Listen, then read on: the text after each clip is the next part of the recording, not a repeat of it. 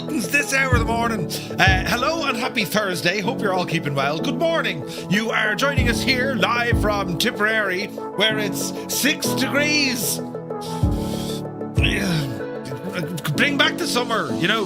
But I hope you're keeping well. We're going to be continuing on with our pilot training. We're focusing on Navigraph Academy right now. Today we're going to start phase 2, which is going to cover ground operations. And this is pretty cool because, well, a lot of the theory stuff from ground school, learning more than just sitting in the plane flying along, this is where we can focus things on navigation, learning about the aircraft, performance, checklists, the flows, all of this kind of stuff, all the way down from understanding taxiway markings, taxiway speeds, what we can do in and around an airport.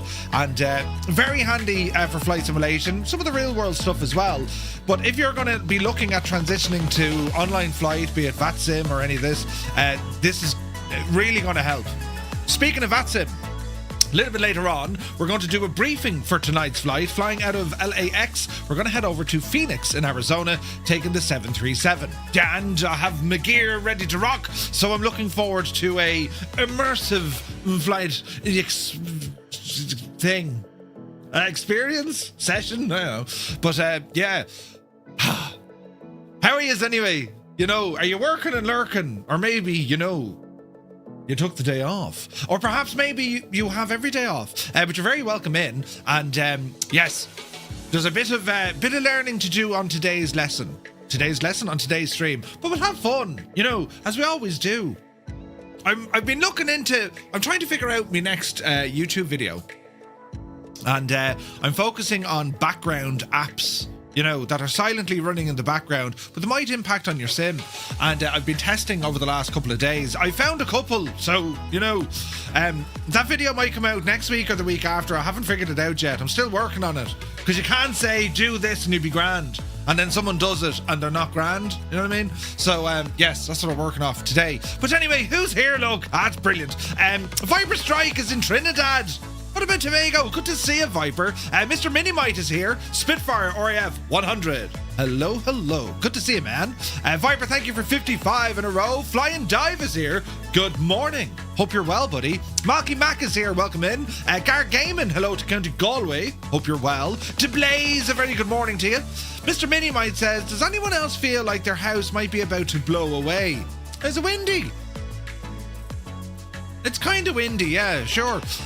There's mad weather on the way. We'll be checking out Venti Sky later on, looking at the weather for this evening. But certainly over on the east coast of the US, northeast coast in particular, there's all sorts of stuff hitting them. Wind and snow and, so we'll have to keep an eye on that. But I think where we're going as well, I mean, we're flying out of LA over towards Phoenix. It's a little bit further south, so we'll have to check our weather because there's wintry weather heading south in the US as well, But let's see what happens. Norse Viking, good morning. Hope you're well. Apache is here. 98 Vulcan, good evening. Commander Balosh, hope you're well. Who's this now? Indiana. Good to see you, man. Crafty Tigers, good morning. Stick Figure is here. Sim Guy, hope all is well. Malky has watched 5 in a row. Very, very much indeed. Cheers, buddy. Who's this now? Billand, welcome in. Alison Johnson, did you see what she did? Before breakfast, 10 gifted tier 1 subs going out here to everyone on the Twitch side of the house. Thank you very, very much indeed. Alison Johnson, and lads, if you got a tier 1 sub, with thanks to the lovely Alison, do be sure to say thank you. Incredible support. Thank you, Ali. You're very kind. Let's have a look here now. There she is. Good morning, Murph, and good morning, Fireflies. You're very welcome in. What has you here today? Let me see. Abandons, good to see you. Stu Snape, good morning. Just Roy is in the house. Just pressed the button. Good morning. Hope all is well, Roy. Where's this now? You have the day off. Well, lucky you. B. Carlo, how are you? Hope all is well. Super Potato, how many monitors in that room? Don't think, give us a number. 11. 1, 2, 3, 4, 5. Jesus, 6, 7, 8, 9, 10. I was right. Haha, brilliant. Does 11. Excellent news, right? The electricity bill is off the friggin' charts. Max Stallion, good to see you, buddy. It is a bit windy, says the Impossible Face. Good morning. Willow, how much? Top of the morning to you. Hope you're well. Mr. Minimite says, it's sideways rain in my part of the world. What's the Is that the dryer beeping? Something's beeping. Sideways rain is the worst kind, you know. Apparently, they're exploding trees in the Midwest because of the mad weather. What? It's blooming freezing in the Toon this morning. Nasty, strong easterlies up at the Janie. It's not too bad here. It's cold, like, you know. But yeah, me dryer is beeping at me. My favourite ever things about Minnesota are that sometimes it gets too cold to snow, and sometimes the tree explode. Jesus. What? 20 more subs till I hit 1,000 gifted subs. Jeez. Don't tell the bank manager, Ali. You know, I can explain. I bought socks. You know, thank you very, very much. That's insane support. Insane. Heisenberg, good morning. Why am I up this early? Why are you up this early, Heisenberg? Are you mad? 33, Johnny, good to see you. I was Mac on YouTube, but then you switched to Trip or to Twitch. Welcome in, buddy. Welcome in. Underpants must be... no, it's a towel, actually. You know, it's not the underpants drying, it's the towel. But yes, next step, profit. Indeed. Stage 1, collect underpants. Who was that? That was South Park. The underpants gnomes. Yes. Kerbelet is here. Good to see you, buddy. Bill Fury, welcome in. Hello from Melbourne, Australia. Hello from Tipperary, Ireland. Good to see you. Mr. Corn Polo, greetings from Germany. Hope all is well. You're very welcome aboard. And yeah, as I said, we've a bit to be doing learning today. So, you know, grab a cup of tea or a cup of coffee and we'll kind of edge our way into it. Do you know? Your keyboard never works right for Twitch for some reason. Really? The stream is so much better on Twitch. I can see loads more. Really? Well, you're very welcome in. Yes, it's all things and stuff and, you know, lights. How many lights do I have? Jesus, one, two. Why isn't that one working? Balls! Hang on. I need to fix the light. Is that turned? Oh, it's just not turned on. How do I fix this mess? Janie then. There are 4 lights. No, there's 1, 2, 3, 4... 5. That's not working though. Right, I need to fix that one. I don't know how it'll look though. We'll have a look. That YouTube video you've been working on sounds great. I've got a second monitor with all kinds of stuff running on. Yeah. No, I need to be there's right. There are certain things people will tell you when it comes to Windows. Hey, you shouldn't have this turned on. And in actual fact, they make no difference to the sim. Like zero impact, right? There might be ways of like keeping Windows running okay, but they just don't impact on the sim. There are things, however, that do impact on your sim, and that's what we're going to be looking in. And I also want to kind of target stuff, which I'm working at as well. It's getting the most out of your RAM, because RAM is expensive. Like the idea now of saying, I'll just, you know, throw another stick of RAM in there. Yeah, well, after you sell your house, because the price has gone ridiculous. Do you know what I mean? So I want to look at that.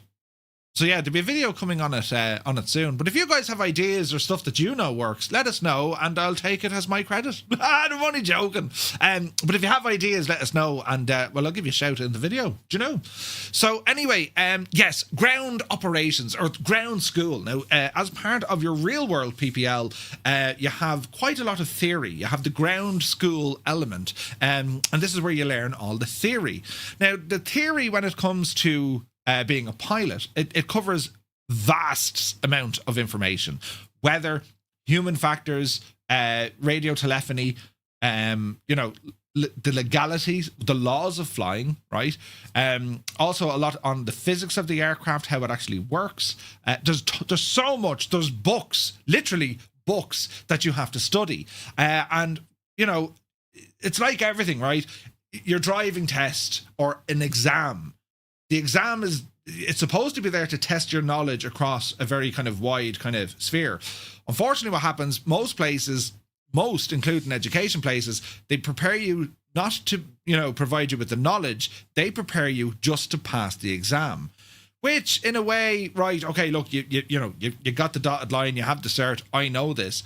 But when it comes to aviation, because it is so vast, because there is so much information there, and we're always trying to learn. Flight simmers are no different. Anyone involved with aviation, we're always trying to learn new things. And that's what makes the whole thing very impressive. And because aviation just happens to be one of those industries that's constantly pushing forward in terms of technology and features and all this sort of jazz, it means that that level of training or learning is amplified and the requirement becomes very, very high indeed.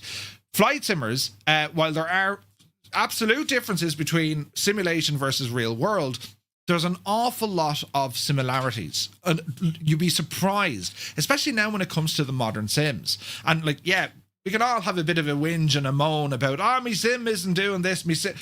We forget that, well, just enjoy the experience. Just enjoy flight simming, because it is a great hobby. Plus what we have in the likes of Microsoft Flight Sim, when it comes to exploring the world, planet Earth, right? Without any weirdness, except for the bridges. But like, you know what I mean? So we tend to kind of lose track of that, of actually how accurate these sims are. And you get into the discussion, it's a game. No, it's a sim. So's your face. That means nothing. People who are spending their time talking about those topics, leave them over there in the corner. Just get out, yeah, grand. I'll be back to you there now in a second. My phone is ringing, right? We're here to learn. And it could be following some of the real world procedures that we can then, simulate ourselves, or it could be tweaking your system. It could be learning about history or group flights or whatever. But that's what we're all drawn to, which is the learning element. And don't ever worry, these people are way more knowledgeable or they're way better than me. Everyone has to start somewhere. So it doesn't matter. There's no such thing as a stupid question. The only stupid question is the one question that isn't asked. That's how it works here. So if you do have questions, well, sure, ask. If I know the answer, I'll tell you. If I don't know the answer, I'll bluff. But then I'll go off and find the information for you and come back to you with the actual stated answer. I hate using they or them. Oh, they said I should do this. They or them. They never show up when you need them. Who said that? Oh, they did. Who? They're outside there. You know what I mean? So we try and keep things factual if we can. Anyway, that was a bit of a rant, wasn't it? Brilliant. And very important, Roy, good man yourself, if the question is missed, because I had to be busy here, from my side of the fence, it's all like, did you ever see the one with the monkey on the bicycle with the what are they called? The symbols? That's me, peddling, right? So if I do miss something in the chat, please know I'm not ignoring you.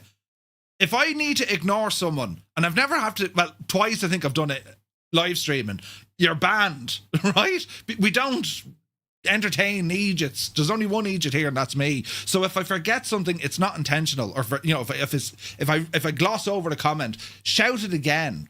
Just don't be an idiot. Like if you're spamming, or you've said something kind of, pernickety, well then I might glance over it. But yes. That's how it works. Here's one. Do you have any news, any new ideas for Patreon? Loads, Roy. It's timing is everything. But yeah, loads. So Patreon, here's another side quest. So with Patreon, my initial plan is stuff outside of our flight simulation experience. What I mean by that is, there's no point putting things relative to flight simming behind a paywall, right? Patreon is designed for me to support a business, right? But also by providing information outside of live streaming in terms of the content that I do. It focuses on how I do what I do, which is more to do with lighting, sound, all that jazz, the systems that are at play, or at least that's the start of it on Patreon. So that's what I've started with. We have a live streaming guide up and running, and it goes through, you want to be a streamer? Grand. This is what I've learned. I'm not an expert in this at all, but I've been doing it for quite some time. You learn a lot of stuff. And like that, as with aviation, you learn more. You know what I mean? So that's what we're doing. So it is a Star Trek mouse mat. It is the USS Enterprise. Yes. From Timu. But Lusty is here. Good to see you. The Sin Buggy, welcome aboard. But yeah, like there's other stuff when it comes to Patreon. Definitely. But I don't want to be putting flight simulation stuff specifically there. It's more maybe if we're making tools or building stuff that kind of enhance maybe. But that's the idea. Everything else, it's open market. We'll keep it on Discord. The website is there. I gave the website a bit of an update. So if you have ideas, Roy in particular, your ideas when it comes to maybe scenery creation or editing, I think there could be a lot of options on our website with blogs. Do you know what I mean? We can pop them up on the website. People are going to read them. Rather than using that. Murph, my 5th year of streaming is coming up on the 31st of January. 5 years, Ali. That's mad, isn't it? It's been some roller coaster, isn't it? It's brilliant. I have to say, it's brilliant. But congratulations, Mrs. 5 years. Jeez, that's fantastic, isn't it? Toto is here. Good morning. Hope all is well. Willow, how much? Welcome in. Where is this now? As we try and catch up, do you have any tips about choosing where to fly? I always end up flying around the same area in the UK. Johnny, I was chatting to a fella called Cole, and he's developing a website called... hang on. I don't want to make a mess of this. Where is it now? Hang on. Hold hard. Hold hard now, Bijani. Now, let's have a look. I'll give you a link to this website because it's something new. It's called skyplanner.to, right? I'll give you the link to it. And basically, what he's trying to do is build a scheduling service. Now, we have schedules and stuff that are, you know, as part of our virtual airline. Plus, of course, you have schedules when it comes to, say, intentions and with on air. There's a lot of options for figuring out where to fly, how to fly. I would recommend, you know, if you always want a reason to go flying, on air and say intentions, they will tick all of the boxes. You add in our virtual airline, Firefly Air, it'll add even more. You can do ad hoc missions, you can do company routes, you can do duty schedules. There's loads of ideas. This one is quite new. Sky Planner is the name of it. And basically, it's to keep things simple. You're going to fly from A to B or A to B to C in a certain time frame, certain distance. But it's there to kind of give you ideas of what to do, you see. So, yeah, check it out and see what you think. Where is this now? It looks like it is a mouse match, yeah. My cooperation for some stuff still applies to it, says Roy. Excellent. To relieve the pressure, indeed. Tiny contributions for tiny hands. Tiny hands even. Steiny, good to see you, man. Steiny's like Scott, or Scott is like Steiny. I don't know who's who, but like, it's not a, Murph, it's good to see you. It's like, there's your small hands. Or, you know, how's that hair loss going? Right? They usually start off with a crippling slag, and then they're grand, you know. Brilliant. But anyway, where is this now? Murph Man Cave Scenery add-on, right? It certainly has been fun, says Ali. Yeah, it's awesome fun, isn't it? Filthy, good to see you. 65 streams in a row. I've forgotten what the outside world looks like. Brilliant. Don't go out there. It's not safe. You know, Cracker, good morning. Soaring AJ. Very good morning to you. Hope you're well. Bellbro is here. Good morning, buddy. Hope you're well and having a great day. Indiana says, is it possible for Xbox users to use VA or not, since we can't do the online ATC? No, you can 100% operate within Firefly Air. That's our virtual airline, because we have a manual pilot report, or PIREP. You'll put in your destination time, date, airports, arrival time, date, and airports. And usually we just ask you for a screenshot of your flight or the summary. Boop, pop it up to us, and then it's added to your profile. So it's very good. WinHance is a great open source tool to remove Windows bloat, says Super Potato. Yeah, but this is the risk. Like, if you're using general gaming, the Windows bloating or debloat stuff, yeah, it's very good. When it comes to flight sim, it's not that good. And the reason being is there are certain processes that must run in the background, because the sim, in its wizardry, if something happens, be it like a crash report needs to be done, or hardware scan needs to be done, or some sort of report, the debloating stuff tends to turn a lot of that off. Now, it will give you a more responsive Windows, but it doesn't give you a more responsive sim. So there are things to watch on that. Do you know what I mean? But anyway, this is why I use extra vitamin D tablets to compensate for the lack of being outside. I'm the very same, Roy. I need to take vitamin D tablets. Everyone in Ireland needs to take vitamin. We don't get the weather, you know, but that's what happens here. But yeah, try that, Indiana, on Firefly Air. Have a gawk at it, you know. Good day to Killswitch. Working and lurking. You're very welcome in, buddy. Good to see you, man. Now, let me see. 617. Venom. Good to see you, Venom. Hope all is well. The Crazy Man from Ireland. Good morning to County Cork. Hope you're well. El Bapino is here. Bonjour, mon ami. Good to see you, buddy. How's she cutting? How's all in France? More cowpal. Cody is here. Good to see you, Cody. Did I miss anyone now? Are we all caught up and up to date and now we're laughing? I think we're laughing. Right, shall we ramble over and have a look at the lesson that we're going to have a gawk with today? Paul Martin, good to see you. Who's this now? The Rejector, welcome in. Great to see everyone here. One of the best things I've done with Microsoft Flight Sim was to get my 11-year-old son a copy so that we can fly together. He flies where we fly and the aircraft. That's so awesome. That's awesome. I love that. I love that, B. Carlo. Like, again, as I said, like we tend to get distracted by the noise. We've a great simulator. We really have a great sim. Just enjoy it. You know what I mean? It's like, don't get caught up in the caught up, you know. Not to say things don't need to be fixed. Of course they do. But, you know, pull ourselves back from the brink of to ooh. Do you know, that's the lesson for today. But anyway, who's this? Trippy, good to see you, buddy. Roy says, regarding the debloating stuff, I can absolutely recommend using Chris Titus's tech tool. It empties the unnecessary stuff without messing up the sim. Ooh. Roy, that's what, yeah, do you know, there'd be a great discussion on this. Maybe a blog or a video. I think it'd be interesting. Because like the background apps that I'm looking at, specifically, most of us have them, right? Most of us have these apps running and we're not really aware of it. And like, usually the simple solutions aren't that simple, or they're not that obvious, right?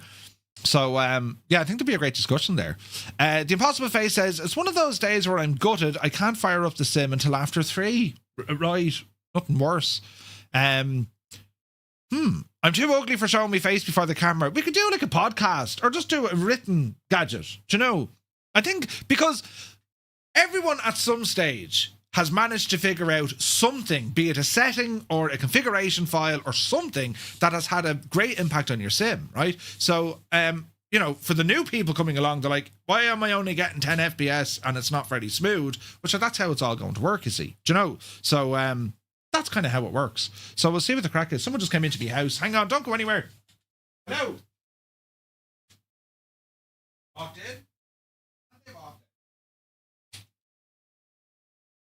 Jason nearly fell. I must have scared them off. It's probably be that is in fact a good idea. Brilliant, Roy. Yeah, we'll do a thing. Eddie is here. Good morning. Muttley, good morning. Hope you're well. Ali says, no one is too ugly. Just remember, thinking about doing something is harder than doing it. 100%. Look at the head in this. And I'm on camera. Jesus. You know, I know people, some of my friends, like, they'd be mortified. I just don't really care. I mean, I never really did. Appearances mean very little to me, of course, unless it's old mate on the, you know. Grand. The internet is full of madness. 777 says, a lot better than day one, Microsoft Flight Sim 2024. A day and a half of loading screens. 100%. And it's good to see you, 777. Welcome in, buddy. Super Potato says, or maybe getting Twitch swatted. Twitch swatted, you say? But yeah, like, I think, look, it's a phenomenal hobby that we have. And we're a distinct group of people in the flight sim community, whereby, you know, we're not your typical gamer. We're not like, we don't fall into that bell curve at all. We look at this in a very different light because we're using it to either enhance our skills or expand our knowledge base. Gaming, yes, there are elements of that where, you know, there's competition and having the crack and all, but we're a different breed. We're on a different frequency. Do you know? I've one of those cameras that's supposed to follow you. Mine turns away. Brilliant. Oh, yeah, my wife says indistinct. Yeah. But interesting. Right, will we jump into it? Come on over here and we'll do some learning. Welcome to this screen where things look slightly different. Tighten that gadget. Right, so what we're doing today is ground operations, and it's all part of phase 2. Now, phase 2 of the Navigraph virtual PPL, this is where it ends right now. But they're going to be adding more sections to it, right? Uniform Goose, good day, Goose. Welcome in. Cornwolf is here. Happy Thursday and a very happy birthday to Cornwolf, the absolute ledge. Oh, hang on, my light is broken. Hang on, I meant to fix this. Hang on now. I need to do this without completely shagging it. Where does this plug into? If I could find that out, lads. Oh, hang on, is that it? I'm going to unplug something now. And if it works, I'm a genius. If this doesn't work, I'll see you later. Oh, Jesus. What you do? Didn't you do? Oh, Jesus. How'd you even? Easy now, look. Jesus, this is dangerous. Now. Jesus, right. Get up there now so we can see it.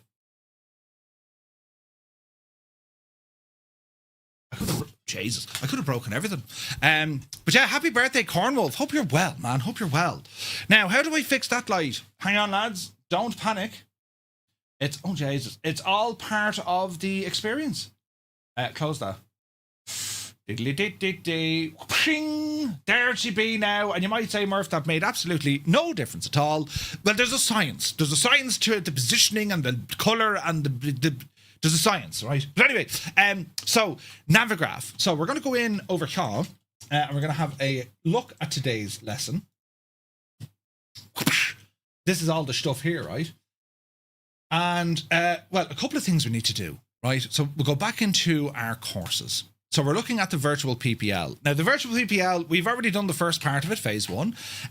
Next, it's going to be coming on to instrument flying and IFR approaches, really technical stuff. And if, once you know the foundation of how these things work, they're transferable into other aircraft, right? So if you're looking at, I just want to fly airliners, just like the real world, well, you got to start here. The reason why you're in a smaller aircraft, A, they're easier to fly, B, they're cheaper to run, C, they're smaller so they can operate out of smaller airports. And there's more of those than there are large airports. You see where we're going with this. Anyway, the virtual PPL, we have completed part 1 or phase 1, 0 to solo, and we did our first solo flight. Now we're moving on to phase 2, and this is mainly encompassing visual navigation. Now this is where, the full free element kind of starts slipping away because, well, Navigraph are pointing towards their product, which of course is Navigraph Charts. And I highly recommend this for anyone who's getting serious about flight simulation. Charts and Navigraph, it's more than just charts. It's a moving map. You can look at the weather. You can plan your route from it. It's a great bit of kit. Yes, it's costly. It's an annual cost, but it is brilliant. Nothing else comes close to Navigraph in flight simulation. You can use some of the real world stuff. I use Garmin Pilot. I have it here on the screen beside me. That's if it turns on. There it is. This is a real world EFB. But Navigraph for flight simming is absolutely brilliant, right? So ground operations. Today, we're going to be focusing specifically on the Cessna 172, but we're going to be delving a little bit deeper into it. We're going to be learning about how the thing actually works and how, as a pilot, do we know to make sure everything's working as expected. We're building these skill sets, but also this kind of muscle memory, understanding what your aircraft is doing. Because there is nothing worse in a sim, specifically when it comes to flight simulation. If you're flying online, you've lost track of what the aircraft is doing, you're asked to do a maneuver on ATC, or you're just doing a maneuver, something fails and you crash. You have a bad day at the office. And usually that happens because you've overlooked something or you have decided not to follow a checklist. Now, using checklists, we're getting into the realm of like more serious flying, right? There's a dot on my screen. But I will say, if you are using checklists with your flights, it will enhance your experience of flying. It just will. Whether or not you want to do Control E and just go flying, of course you can do all that, or you can then go for, well, let's delve into the simulation aspects of a flight simulator, because this is pretty much real world procedures, right? So we're going to start off the ground operations. So we're going to go into our lesson. So congratulations on our first solo flight, which was last week. We've earned our virtual wings. Now it's time to prepare for exploring the world. Ooh. Before we embark on our navigation flights, we'll dive deeper into the Cessna 172's technical system. In this lesson, we're going to practice performing thorough ground checks using the full checklists and learn how to navigate the airport with taxiway charts. Now, this is important. Why? Well, when we were doing all the previous lessons, they were starting us with the aircraft on the runway, ready for takeoff, and we wouldn't fly a route effectively, we'd either take off from the airport, do traffic patterns and come back, or we'd be just flying to do a maneuver and then that's it. There's far more to flying, thankfully, than just taking off and landing at the same airport, you see. So we've mastered maneuvering, but to travel from point A to point B, you must also understand and manage your aircraft. Today, we're going to focus on the 172's technical systems and the checklists that'll keep us safe. The Navigraph Academy Cessna model is equipped with a piston engine, as is the default Cessna 172. And it's powered by aviation gasoline called avgas. You've often heard of avgas, 100LL or 80LL. Fuel is stored in 2 wing tanks, one on each side, and they flow into the engine using gravity, aided by an engine-driven fuel pump. An electric fuel pump is available to prime the engine before start, which we're going to use today. Now, there are other aircraft that do not have these electronic fuel pumps. Some of them are just gravity fed. And you need to be very aware of that because, well, maneuvers will impact on the fuel, right? Also, if your fuel pump was to fail, that could create a catastrophic issue. But usually, wings level, gravity fed, you shouldn't have an issue. Now, there's far more than just the fuel tanks. You have fuel filters, you have fuel line pressure, you have all these stuff in the background. But as pilots, we just need to have a general understanding of what all this stuff is. You would bring in the professionals, your mechanics and technicians. They will deal with the inner workings, perforated fuel tanks, contaminated fuel tanks, all this kind of stuff. As pilots, we just need to have a very broad understanding of what this is. Now, other aircraft would feature fuel tanks that could be low down. Anyone give me an example of an aircraft that the fuel could be beneath the wing, or indeed in line or with the engine, or indeed in line with the engine? Fuel tanks below the engine or in line with the engine. Any examples of aircraft? Piper Warrior, Malky, very good. So the Warrior, right? It's a low wing aircraft. Therefore, well, gravity doesn't really work there because there's no natural flow of fuel going in, right? The Comanche has it as well. Anything with a low wing where the engine's up the front, how do we get the fuel out of that? You know what I mean? Now, usually, like your car, for example, fuel pump. Your car has a fuel pump, unless it's electric. And if it's electric, we're having a different conversation. You're not invited to afternoon tea. But you know what I mean? Like your car will have a fuel pump in there as well. Now, we don't have a button, prime it. Some cars used to have the old choke and you can kind of manipulate, but there's no pre-prime the system. Everything's automatic in a car. When you put the key in the ignition, you start to turn it, your instruments light up, the fuel pump starts instantly. Quick blast of fuel, right? So you get the idea. Airline or airliners, for example, yes, they also have fuel pumps, and they also have redundancy fuel pumps. They've redundancy built into it, right? So when you're thinking about it, thinking, geez, how do they get the fuel tanks into the wings? Well, when you see the cross-section of a wing and all the spars that go across, that's where they tend to put the fuel in. One thing we need to consider, and, you know, this is why the Cessna in particular is very good. Fuel weighs. There's weight to fuel, right? Really, Murph? Yeah, it does. And if you're using fuel in different tanks, in this case, the Cessna has a left tank and it has a right tank. Now, the fuel valve setting can actually use both fuel tanks simultaneously, giving you the center tank or continuous fuel, right? However, if you're only going to select one of the tanks to be flying with, what might happen? If you're draining all the fuel out of one single tank and the other one staying full, what could happen, right? Marcel says, plus they use that fuel as cooling systems for other stuff like hydraulics. Correct and right. It's a liquid. And in the air, especially with airliners, in the air, the wings, right, with the fuel, they act as a giant radiator, right? And some of that we'll see in future releases, in particular from FS Reborn, where, you know, there's cool stuff. Did I just switch Gibbo's lights off? You could have, Briggsy. You could have. So what could happen here is if you were to drain all the fuel out of one wing, two things. One, you could run out of fuel and stall the engine. Two, you now have a weight difference. The balance of the fuel is now different, and that's going to impact on the aerodynamics now of the aircraft, because the center of gravity, remember we learned about the center of gravity, it's now going off skew. It's going to a different side. Other aircraft, for example, the likes of the Cherokee, they don't have, the medium switch where it's feeding both fuel tanks simultaneously. You have to swap the tanks. Even the TBM has this. So when you go to swapping tanks, your fuel tanks, this is the fuel feed. And it's usually done by repetition from the pilot, right? They'll have it's muscle memory, or they'll have a little ping or an alarm that'll beep every 15 minutes to say, I need to change this. Your dryer's done again, right? Or in the likes of the TBM 850 or upwards, they have an automatic fuel. It's just like it's like an old motorized dyno. It works on a timer, so it'll flick every 5 to 10 minutes and so on.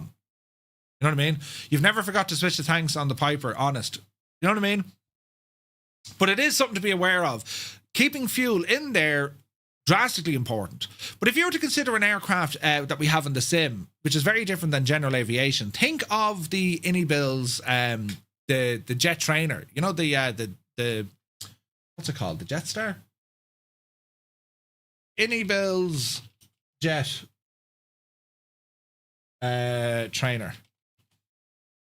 So the T-33, right? The T-33 aircraft, that has a very interesting fuel system. It works off the Shooting Star, correct and right, Zith? I think it works off, is it 4? There's definitely 3. So it has outer tanks, i.e. the wing tanks or the tip tanks. Then it has the wing main tanks. And then it has a center, or what they call a fuselage tank. And how that works is the engine is always being ran directly off the fuselage tank. Always. Therefore, the pilot, they have to be swapping the fuel or transferring the fuel from either the tip tanks or the wing tanks into the main fuselage tank.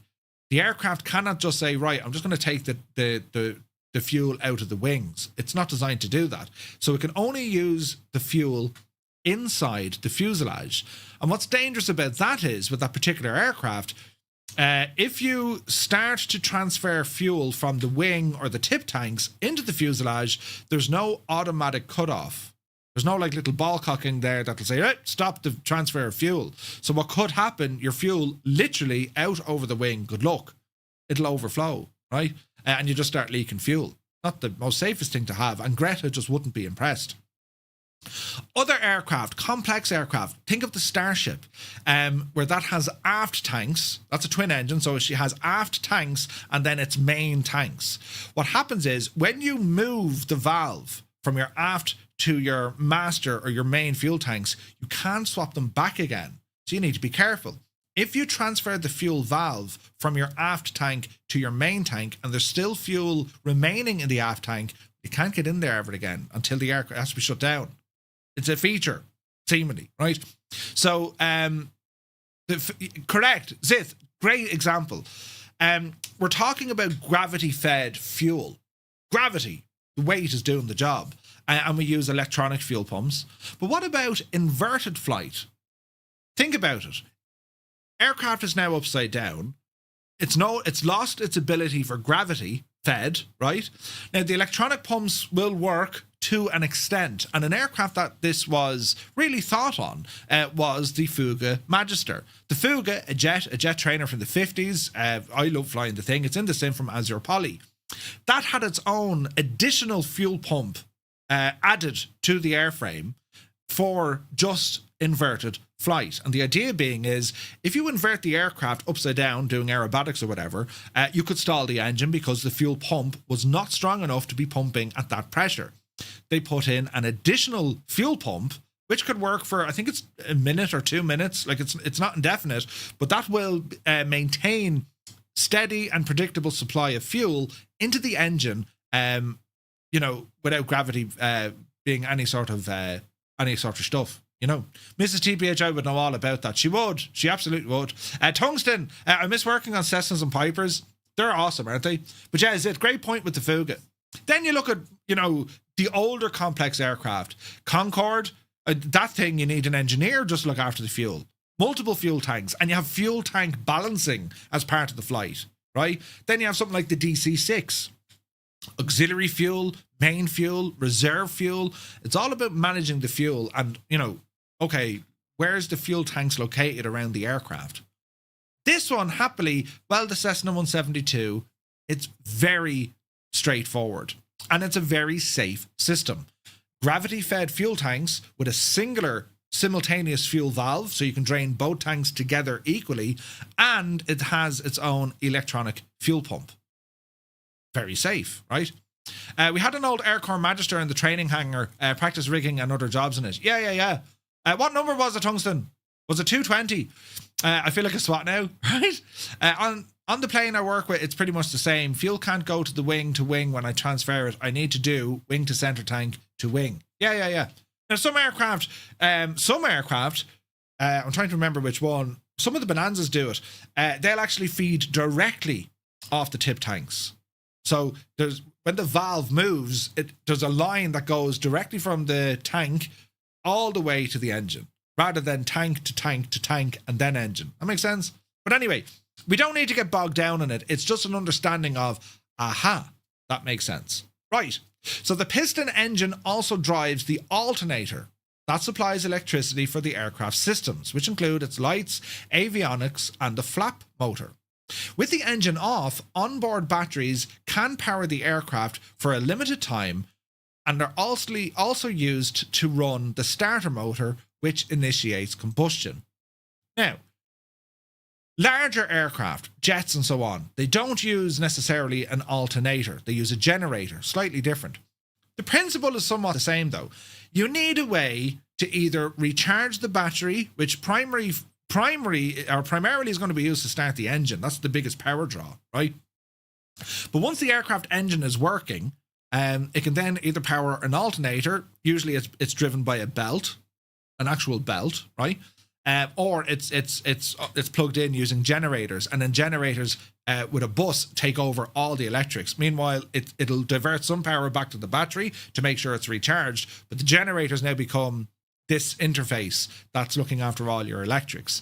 On the Cessna 172, there is no generator. We have an alternator, and an alternator could fail, and that's something we need to look at in the plane. An alternator could fail, right? Therefore, you've now lost the ability to recharge the battery.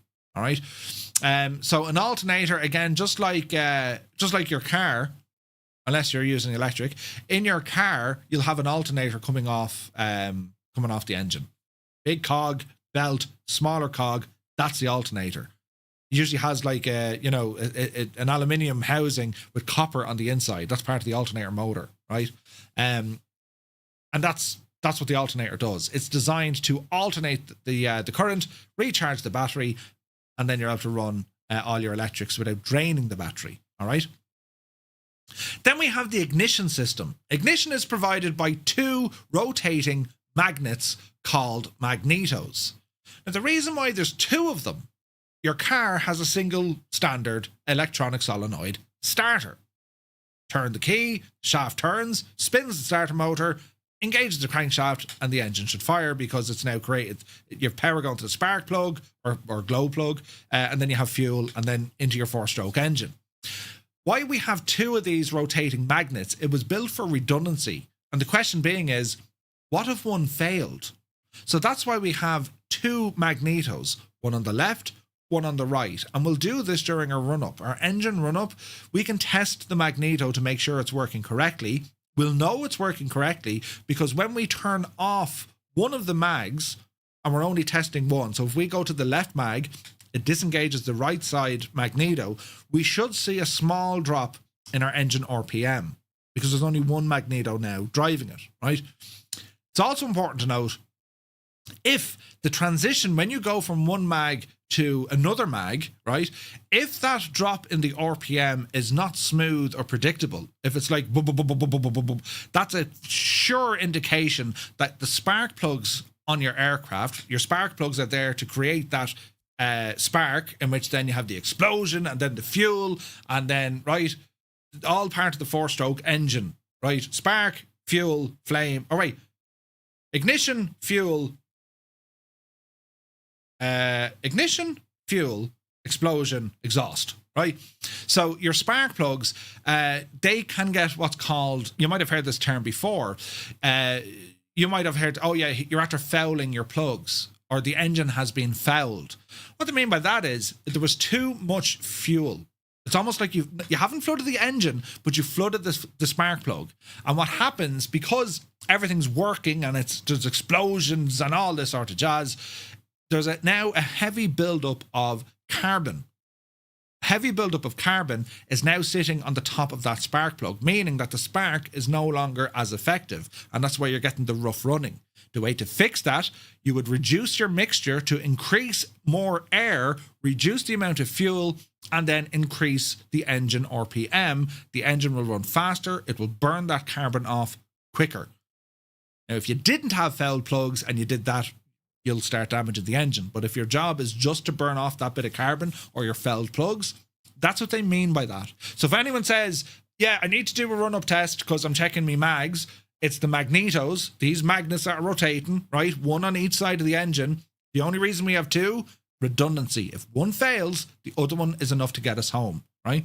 The second bit is, if the transition of the RPM dropping when you only select one mag, if it's not smooth, if it's up and down, coughing, spluttering, that is a dead giveaway to say that you've an issue with a buildup of carbon on the plug. It could be other things, right? There could be electrical things. Again, that's what the engineers and the technicians look after. For us as pilots, we will hear it. We'll know it, right?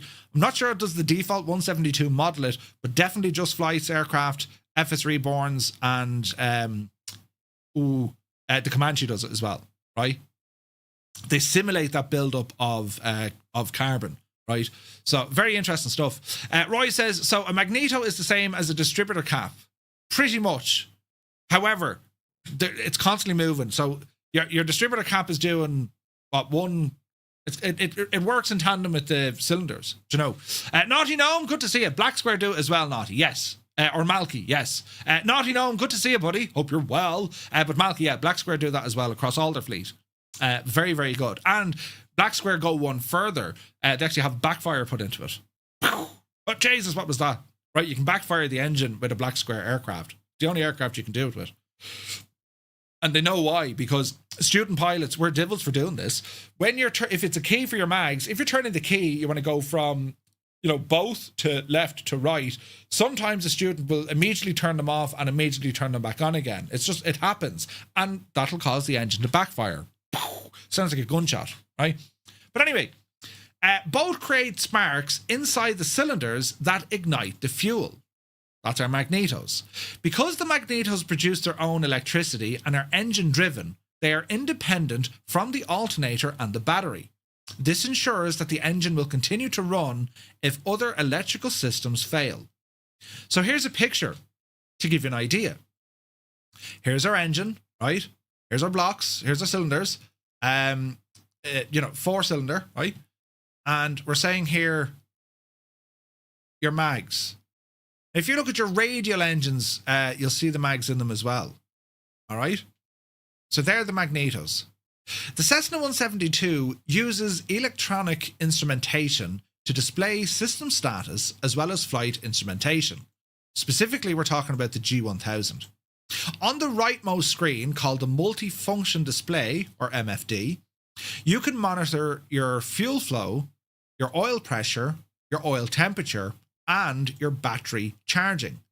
This screen is also where we normally display the flight plan data and the moving map. So the screen over on the right hand side, right? This is where it's showing us all this kind of stuff. So we can see our fuel flow, we can see oil pressure and oil temperature. EGT is the exhaust gas temperature. That's important to keep an eye on because that you have a limit to what that'll do. And that's when you want to be configuring your fuel flow. Effectively peak or lean mixture, right? Vacuum is part of the suction of the aircraft, as in the vacuum systems which create this suction, which are powering gyros and things like that. And then we have our, well, not necessarily powering gyros, but they're part of your instrumentation. Then we have fuel quantity, left and right tanks. And then we can see the electrical, right? So we can see bus, volt, battery, and amps. Very important. System indications over on the right side, they'll always show this kind of stuff in the Cessna. On the left side, the primary flight display, or PFD, well, we can see the flight instrumentation as well as an annunciator panel which alerts you to warnings and cautions. Now, an annunciator panel, think of ECAS, electronic something crew system, or CAS, crew alert system. It works the same. So you'll see things like low voltage, pitot off, pump on. It's an alerting system to tell you or to show you, hey, this is where it's at. And it works off the same. Red, problem. Yellow, cautionary. All right? Especially with the Cessna. To safely start up and operate the aircraft, Cessna publishes official checklists for each 172 model. And there are many models, lads. There's loads of Cessna 172s. T's, M's, R's, S's, there's tons of them, right? In Navigraph Academy, we use a realistic checklist adapted for the simulator environment. For example, items like fastening seatbelts are omitted, but otherwise, well, the checklist mirrors real-world procedures and is essential for proper aircraft operation. And we can get an idea here. And these are all available for free from Navigraph. Before your flight, make sure to download your copy of the Navigraph Academy checklist. It comes in two formats, a printer-friendly version and a professional, narrow, double-sided version for a more authentic experience. You'll find it under the Resources tab in the left-hand menu.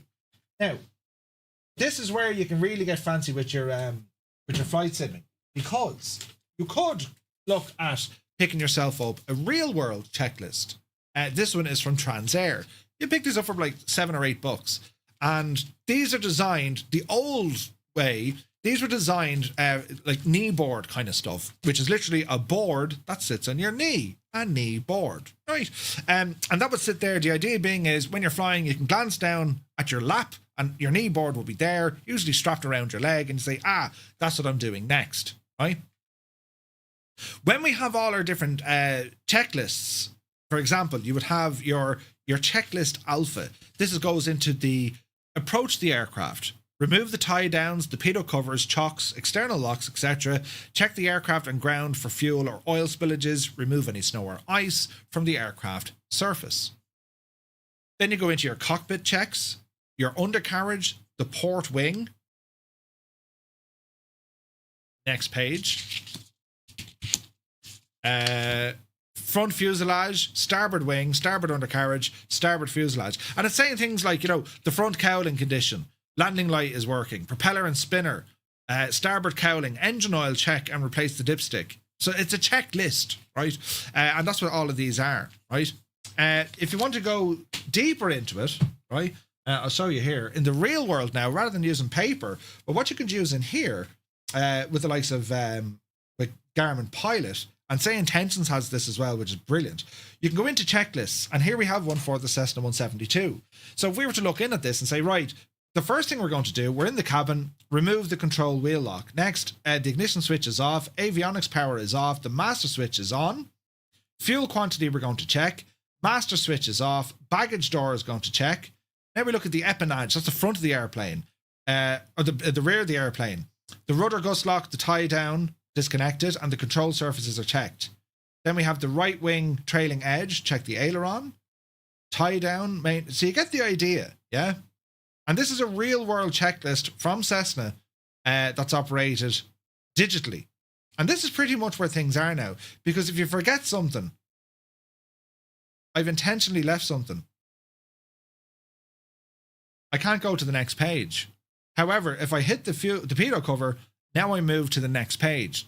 See how that works? It's an automatic, okay, you've done that. There's a green tick saying you've just done this checklist. Now, if we want, we can go back in, we can start it again, clear it, and we start again. We have our normal, abnormal, and emergency checklists in which we can follow there. This is all on your iPad. This is deadly stuff, right? And there are apps that you can get for your sim that do this. Say Intentions do their own, which is brilliant, or you can use some of the real world stuff. This, for flying in the sim, is a phenomenal way of really diving in to make sure that you're going to have a very accurate flight. And it's tons of fun, right? Tons of fun. Tungsten says 2 spark plugs per cylinder, 1 mag will provide a spark to 4 plugs, 1 per cylinder in case one mag shifts itself. Then you're still sparking each cylinder. I think the firing order was 1324. Sweet. Okay. So, checklists. Moving on, ground taxiing and charts. Well, once the engine is running and all your systems are in the green, it's time to taxi out to find the active runway. In this lesson, we're going to begin on the apron at St. Gallen in Switzerland.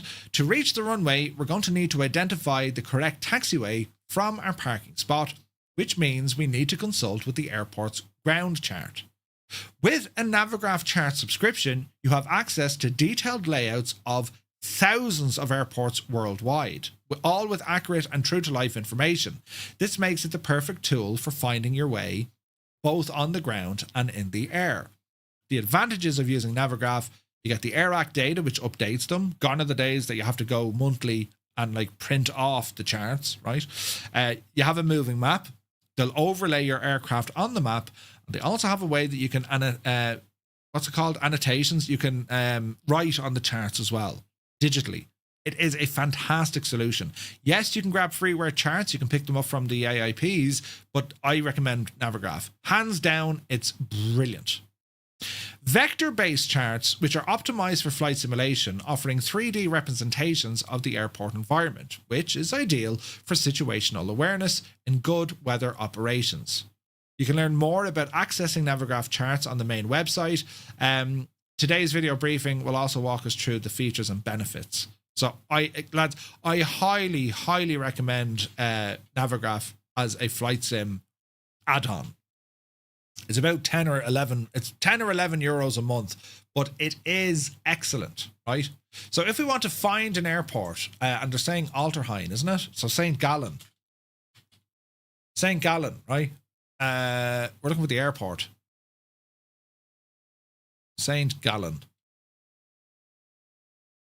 These are waypoints. I want the airport. And see the imagery that we have here? Here we go. St. Elmo, St. Ignatius, no. St. Gallen, St. Hubert.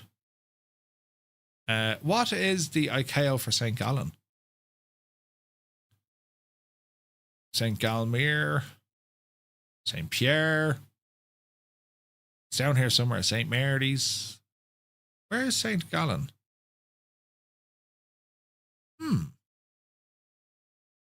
Alterheim.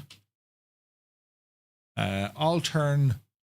H-E-I-N. Right, let's see if we can find it this way. LSZR. Man yourself. LSZR. There to be. Alterheim. So we're going to zoom in and have a look at what the charts will show us. And with Navigraph charts, you can change the map layout. We can go IF4 charts. We can go IF4 high or low. We can go VF4. We can go satellite world map. They've just added the VF4 charts for Europe, which is absolutely incredible. This alone has saved me probably €100 a year just by having these now. Because before I had to get onto the OS, the what's it called? The office of the OS, right? And you have to buy the charts from them. 25, 30 quid a go, and they're laminated. Now we have them digitally, right? Anyway. We'll keep it on world map for the minute so we can see the terrain around us. Now, when it comes to the airport itself, well, we can open the airport and have a look at the charts, right? And this is what you get with Navigraph. So if we were to look in here, so the airport diagram, and when it comes to interpreting charts, it takes a little bit of time to get used to these because you're like, what does this mean? You know, I mean, some things might jump out at you, other things, not so much. So we have the airport identifier up here in the top left. ICAO and IATA, is it? Airport elevation, and then we have its latitude, longitude. The ATIS, which is the weather information, that's the frequency in which we tune in to listen to ATIS. The identifier is St. Gallen, this is the frequency for ground, and then we have tower. And you'll see that there's 2 frequencies for the tower. Now, that's all up here, and it's Jeppesen, and then the date. 19th of July 2024 was the last update, and the chart number is 10-9. So that's how we identified the chart. Next up then was the radio frequencies. Then we have an overview, a top-down view of the airport itself with a couple of warnings. Caution, there's birds. Now, what they mean by that isn't like birds, Eddie and Richie.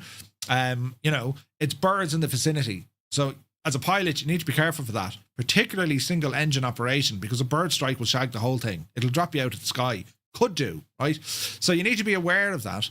There's also glider activity. Now, glider activity, why might that be important if we're flying in an area that has glider activity? What's the risk, if there's gliders operating? Think about it now. Not just from flying, but also from ground operations, from taxiing. Why might that be dodge if there's gliders, right? Also, high visibility jacket mandatory on the apron and all. That goes without saying. West and apron east. So high vis, most airports, you have to wear high vis, They can't get out of your way easily, correct? Right? So a glider, they're slow. They're not very maneuverable. They have a massive wingspan, so they're an awful lot wider than you think. But also, depending on how the glider is being launched, either towed or launched, it creates a hazard if it's a glider launch system. They tend to be pointed away from other traffic. Or if it's a tow system, you now have a steel cable running from a tow aircraft to the glider. It will be invisible, but if you hit it, it'd rip your plane in two. So gliders, you need to be careful with. Other airports might say, parachutes or parachutist activity, right? So you parachutists out running around. Other airports might say balloon activity. So you need to read the chart because it's going to give you relative information about the airport, all right? So we're looking at here, so it's basically a key, grass parking area west, the runway, so runway 10 and its actual heading, 097 degrees, they round it. Runway 28 is 277 degrees, so they're your two runways. You can see the elevation for your touchdown, right? The length of the runway, okay? And then we've other information here because we've these letters. Now these letters signify taxiways. Taxiways are not for taxi. Taxiways are the routes in which we can move our aircraft safely on the ground. We taxi the aircraft or a taxiway. So you can see November, Bravo, November, Mike, November. So this long taxiway line here, this looks like it's November. And November goes up to the base of runway 28 and it goes to the base of the apron west. That's November. Off November, you have Mike that's where the museum is. You also have Bravo Hotel. Is it hotel? Maybe not. Could be a helipad. You've November in front of all the hangars. The West Apron, then you can see where Charlie is. You've Alpha and you've Sierra. So these are the instructions. So if we were told by ATC, if we're down here, Cessna 172 at Bravo parking, right?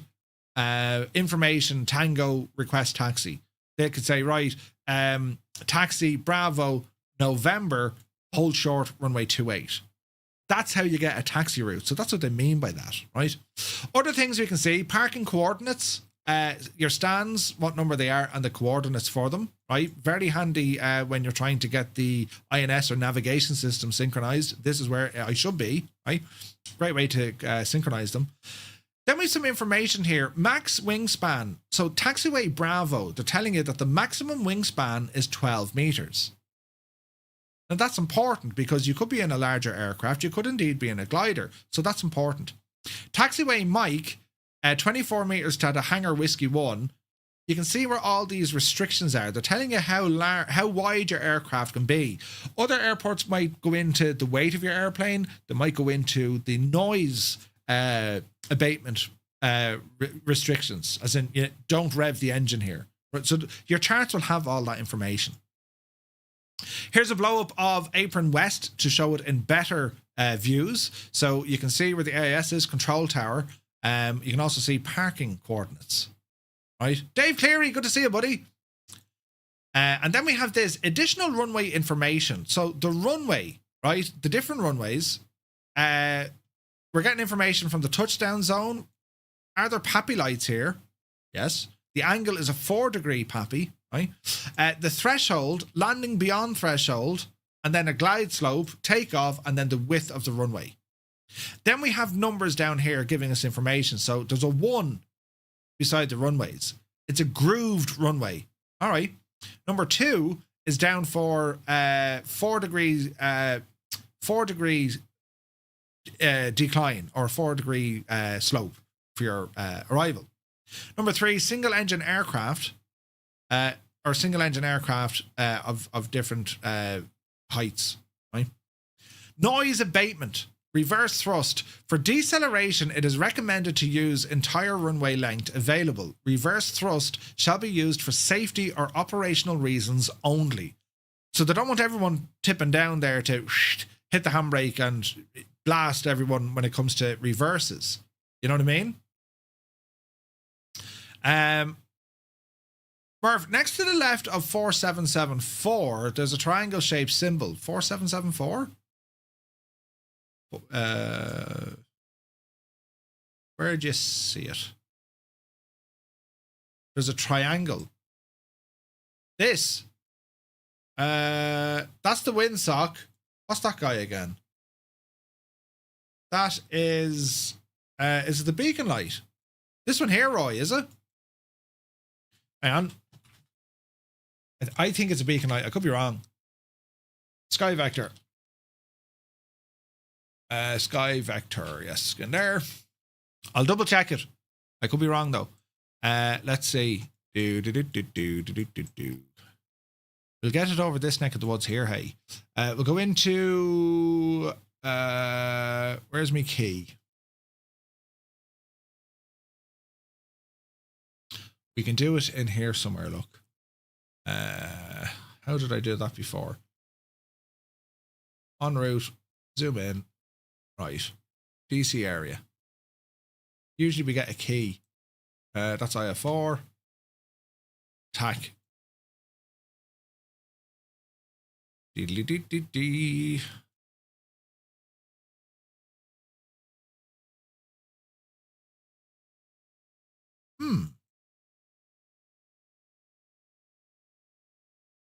Okay, stand by. We'll do with these. We'll do these.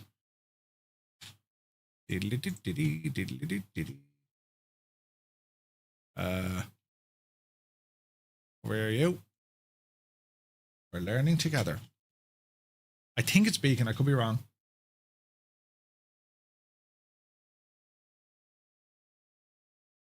Now.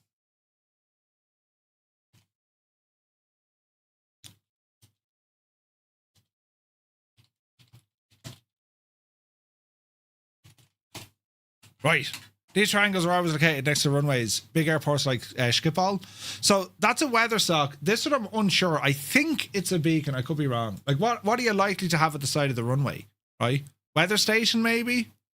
Perhaps? Launch area for a glider maybe? I'm not sure. Displaced threshold.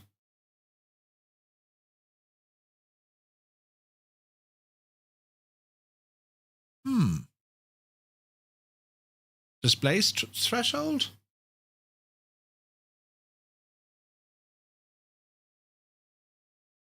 So is that what it's showing us? Displaced threshold? I don't think so.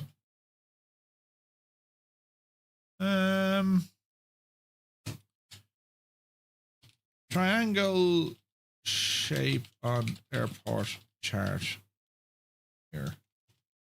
Runway. I should really know this. Hang on there now. Bum, bum, bum, bum, bum, bum. All right, Texas A&M. Because you usually get actual triangles. It's a good one, isn't it? Is there a way to keep Toblerones? I don't know. It's a good one, isn't it? I need to figure out what this is. Airport diagram legend. Right, this from the FAA. Where are you? Is it a European thing? Do you guys have that in America? Displays threshold. So that's what it's pointing at, right? Helicopter stuff.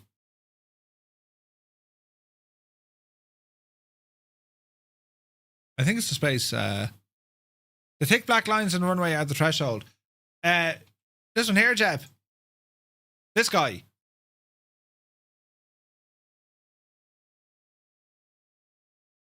RVR transmissions. Is it? H word mentioned. Yeah, no, this is the one where I'm kind of stuck with. I'm not sure. I think it's the space threshold. I think. Or maybe it's a beacon. I couldn't tell you. Briggsy thinks it's an obstacle. No, it's not an obstacle. I'll tell you that. If it was an obstacle, it'll be all over the shop. Aerodrome chart. Is it in here? No. Say. Viper says he knows. Take a look on Google Maps. RVR measuring system. Ah. So it's equipment that's on the ground. Okay, that makes sense. Maps. So we're going to go St. Gallen. Let's have a look.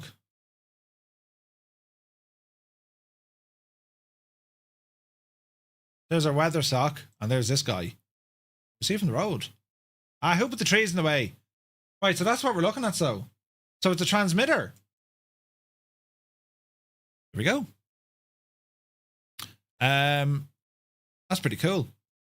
So our weather sock is here, as per the charts. There's the poppy lights, right? And usually you'd see other things. That's a grass runway. You'd see other things like a VOR station or antennas or any of that jazz. So in this case, then... yeah.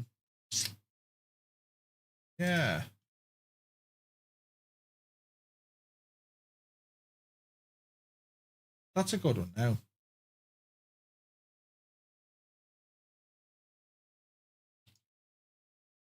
Interesting. It bounces light between a set distance that measures the weather.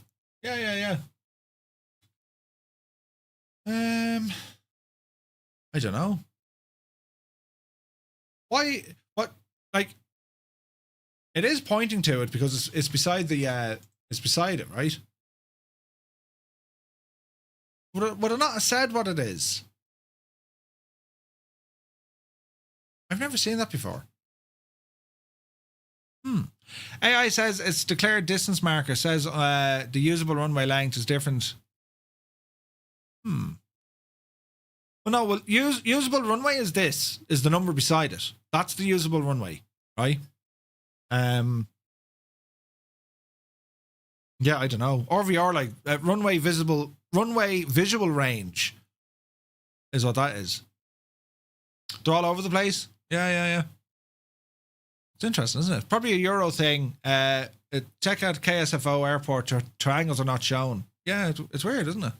That's a good one. Okay, so we're learning something here. The RVR stuff would show you like a touchdown zone. I would have thought that's the RVR, or that's elevation at your touchdown zone. You know what I mean? I'll need to do more research into that. Never seen that one before. And we're all equally kind of half shagged. I'm 90% sure they're at Dublin too. They look like big cameras with shrouds, so you can see them recording football matches with. Yeah. No, that's a good one. No, VOR would look different. Like the H's, anywhere you see a H, that's helicopter stuff, right? Either touchdown or maneuvering area, right? Your approach lights, the sequence they flash. You probably have the same at the far end. No, so you have approach lights here over the lake, right? Yeah, I'm surprised we don't have a name for it. A thingamabob, you know. Further on, then, that's the noise abatement, taxiing, and meteo condition. If weather condition permits, expect runway 10 for landing and runway 28 for departure. All right. And then standard takeoff, daytime, nighttime, and then adequate if day. All right. So at the airport, it's pointing to this little dude down here. I don't see any other references there. Radar minimums, no. SIDS, taxi, approach, star. So the aerodrome chart doesn't have it. It's just showing you where the weather sock is. But this one is different because we have this guy. I've never seen it before. Pretty cool. That's a typical check ride question, by the way, says Viper. From a European standpoint or international, Viper? Because on the FAA stuff, I can't find it. Do you know? Anyway, we won't get bogged down. We'll move on. But there you go, something new. I'm still not entirely certain what it is. Military. Yeah, but sure, like, do you know what I mean? Sorry for digressing the lesson. No, not at all. It's figuring out what it is. Look, lads, if you see something you don't understand what it is, shout. As I said, if I know what it is, I'll tell you. If I don't know what it is, I'll try and find the answer. It's kind of mad. There has to be another way I can do this. Hang on now.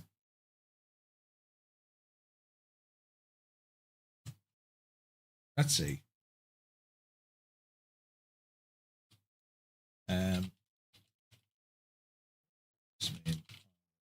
Aviation charts. The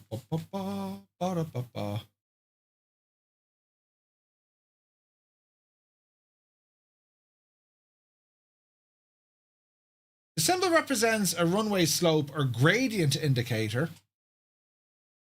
Interesting. The dot at the top marks the height of the elevation. The curved base marks the lower.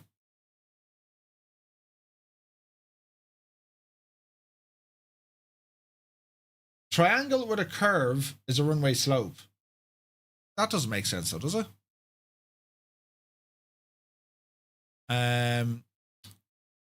Transmissionometer with or without designator.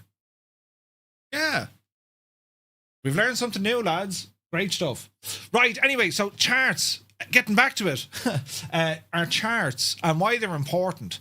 As I said, like, these are very much aimed...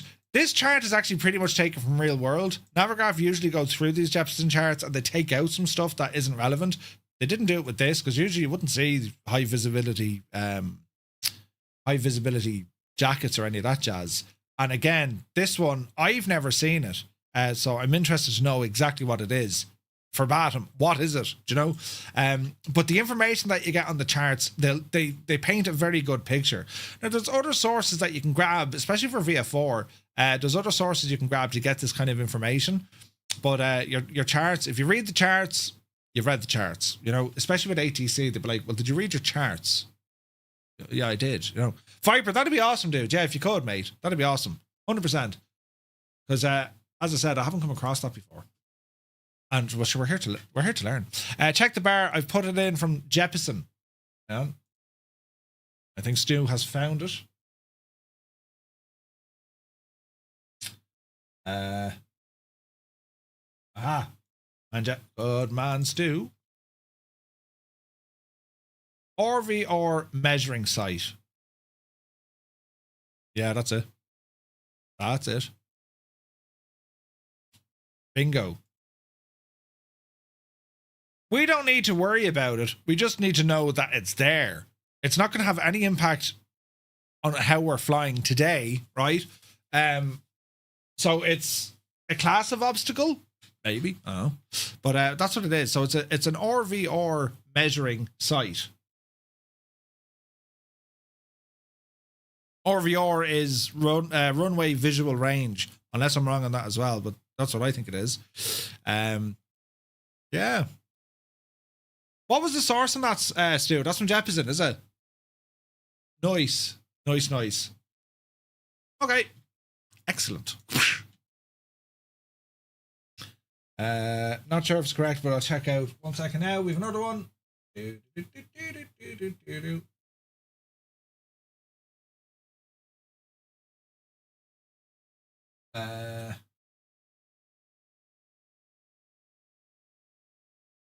So it's a transmission-o-meter with or without a designator. Unless you have a large wingspan, they place these near in line with the runway to measure the RVR. Aha. Right. Okay. Sweet. Lads, thank you for the clarification there. It's before 1 o'clock and I've learned something new. This is great crack. Right, brilliant. So, charts. They can do far more. As I said, with Navigraph, you can show things like the weather. You can show things, telemetry from your aircraft when you're flying along. You get the idea, right? Very, very powerful bit of kit.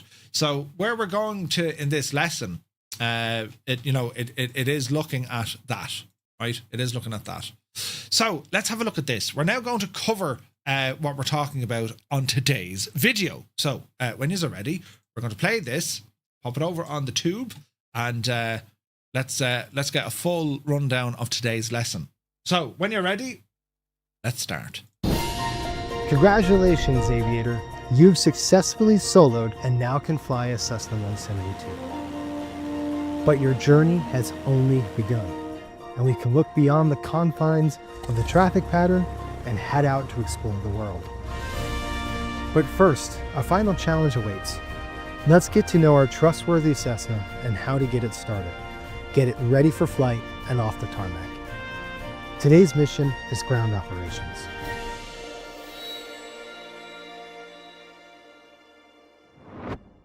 Welcome back to Navigraph Academy and phase 2 of your virtual PPL.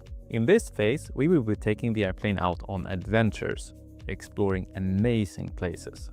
We'll use the coming lessons to fly in the northern part of the Alps, heading both around the stunning Lake Bodensee, into the amazing Austrian mountains, and even to the famous airport of Innsbruck. We will also get a chance to explore the major city of Zurich in Switzerland. This lesson is divided into 2 parts, where we will first discuss how to find our way around the airport on the ground by using taxiway charts. This will allow us to go from the parking area, the apron, and all the way to the runway. In the second and longer part of the video, we'll cover the ground procedures of the Cessna. And you'll learn quite a bit about the Cessna 172's technical systems and the checklists. At the end of this video, you will be able to start up, perform ground checks, and taxi the Cessna both to takeoff and back to parking in a correct manner. We'll begin by exploring the ground chart for our departure airdrome. We are still operating out of the beautiful St. Gallen Altenrhein Airport in northern Switzerland. In order to find the proper routes to and from our parking position, we need to refer to some sort of ground chart. If you have a Navigraph subscription, you can access Navigraph Charts, which is our comprehensive chart and flight planning solution. In this phase of the virtual PPL, we'll use Navigraph Charts to find our way around the Alps. Here we are in Navigraph Charts. I am using the web version here, which you can access in any browser, but an app is also available on tablets and on mobile devices.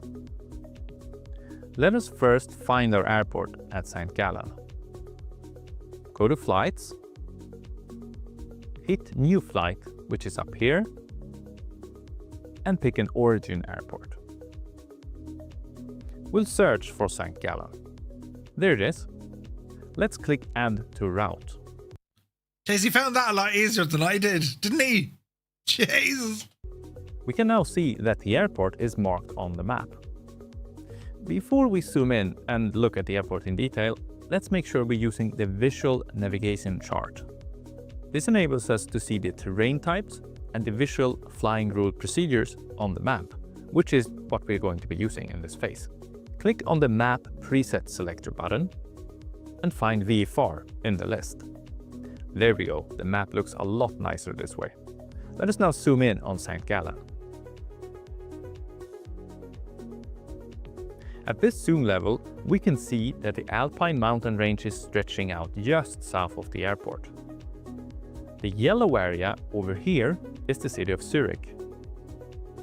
Just south of the Alps, we can see Milan in Italy. And over here in the east, we find Munich. Now, here's something that tends to trip people up sometimes when they look at the charts, right? The yellow bit. Do you ever see those yellow bits before? Just to explain what they actually mean, right? So if we go to VFR here, what the yellow bits actually mean, people think, look, that's the city. But if you look at the shape of it, well, it doesn't always add up that way. It doesn't always look like, well, hang on, that's the city, really, right? What that is showing you on your charts, on your VFR map specifically, it's a layout of the lighting of that built up area. Okay, so if you're to look at somewhere, maybe, you know, the shape of, let's say, Manchester, right, where it is close enough to it, but it's not exact. It's like, no, there's the built-up area of Manchester goes more than that, or Dublin, for example, right? Or if you look at some of the built-up areas, you know, it could be Portlaoise, for example. Basically, what they're showing it, that's how you would identify that area at night time as well. That's the shape of nighttime on these charts. Yeah, so that's what that means when you're looking at it. Just thought I'd add that in. You know? Quite a cool place to be flying in, right? And we are about to do just that. But the map is still looking quite cluttered. We're seeing a lot of unnecessary points. So let us modify it a bit more before we dive in. Click on the Map Layers selector button up here. You'll get a list of all the major categories of points, but we can deselect the navigation map layers and the airspace map layer for now. This removes the GPS points and the radio beacons. We don't need these to fly visually, and as you can see, the chart gets a lot clearer. Let's zoom in now. As we zoom in, we can now see the airport itself. And do you recognize the area? Well, you should. We've been flying here in our previous lesson. First, we can see the traffic pattern that we've been following. Also, here are the island juts that Jason instructed us to maintain just outside while flying the downwind. As we zoom in further, we can see the airport itself, with the hangars, the aprons, the taxiways, and the runways. In Navigraph charts, all data is taken from real data sources, and this is the actual layout of the airport as it looks in real life, as well as it is in the simulator. Here we find the information we need to navigate on the ground. In this lesson, we will be starting on apron Bravo. It is located over here. Once started up and ready for taxi, we will proceed to runway 10 for takeoff. And to do that, we need to exit apron Bravo and take a right onto Taxiway November. The taxiway name is indicated by the letter N here. As we continue to taxi, we'll soon take a left onto Alpha. We may opt to do a short backtrack to reach the full-length position for runway 10. In real life, air traffic control would provide a radio instruction with our taxi route, stating these exact taxiways in the clearance to taxi. 492 Delta Papa, exact ground runway 7 Alpha 7, taxi via Echo Alpha, cross runway 13 Alpha. But when the tower is closed, or like in the simulator today, where there is no air traffic control service, we can simply pick the best route on our own and taxi at our discretion. Alright, it's time to get into the aircraft. Let's head over to Jason, who is already sitting down there at apron Bravo.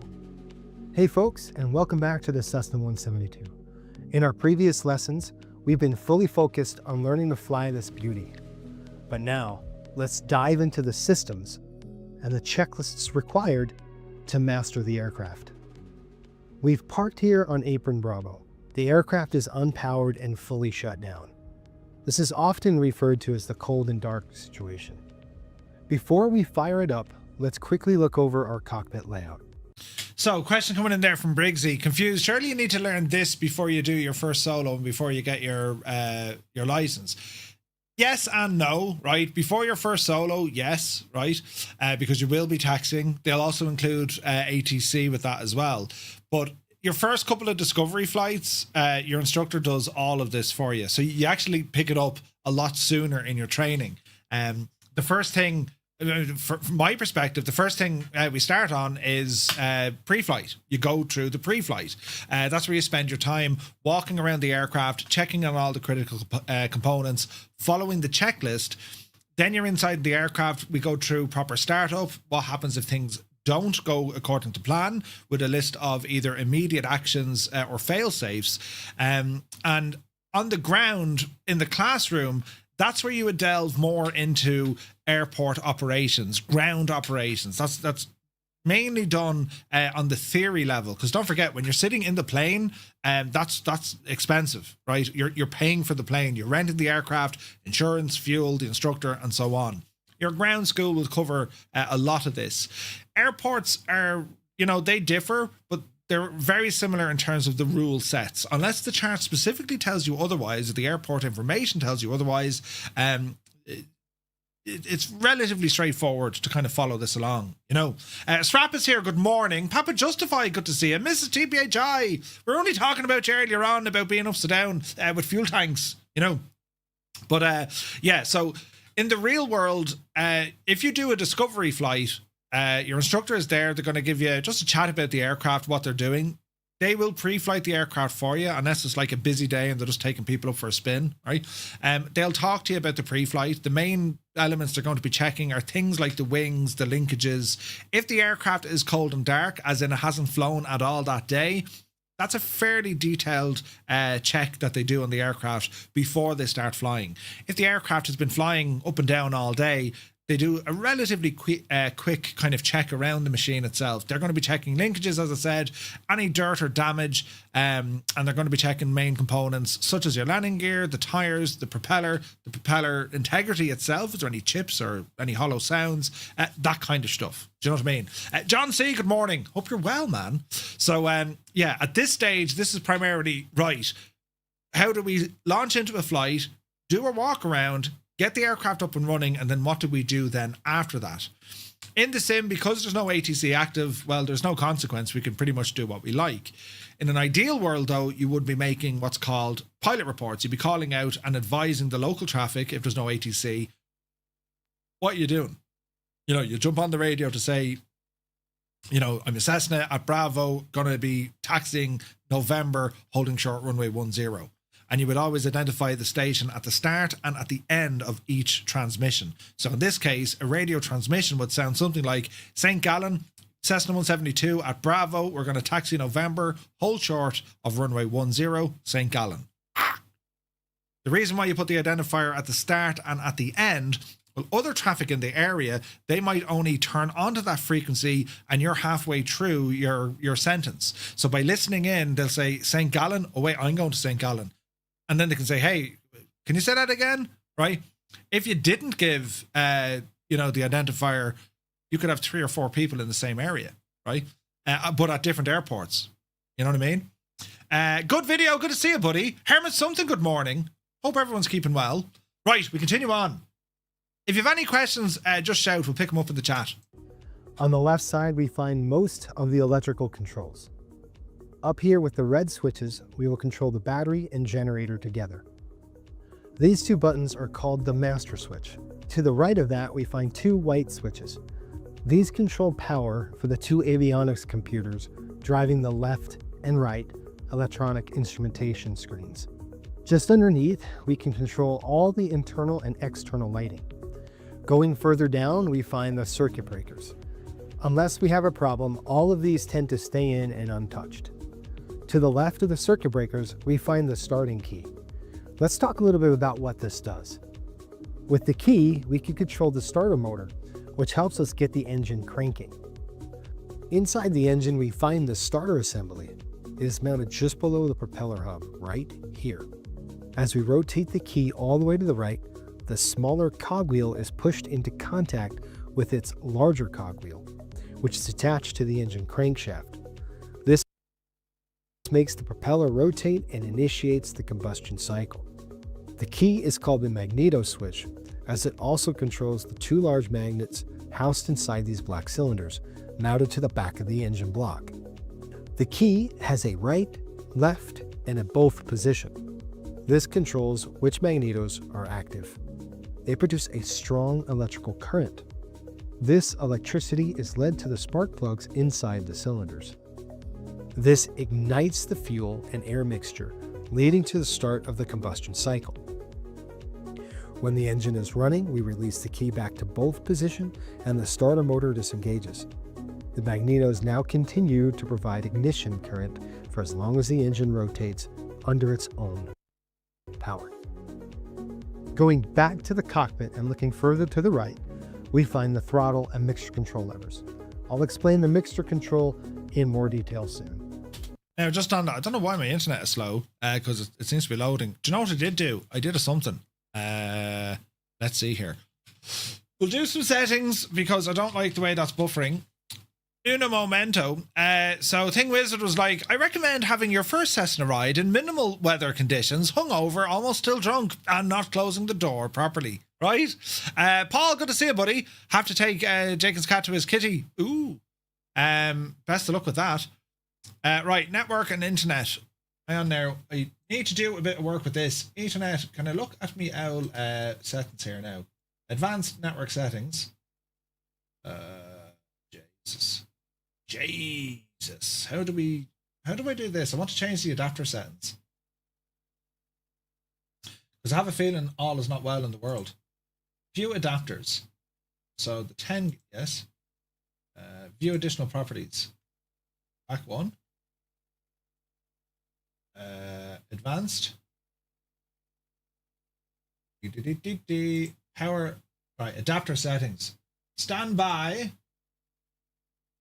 And I'll fix this.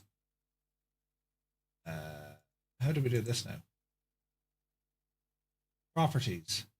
Configure. Advanced events. Advanced. So this is down to interrupt moderation, adapted, interrupt on. Let's OK that. Disconnect and then reconnect. We hope. Right. Navigraph video. Let's restart you.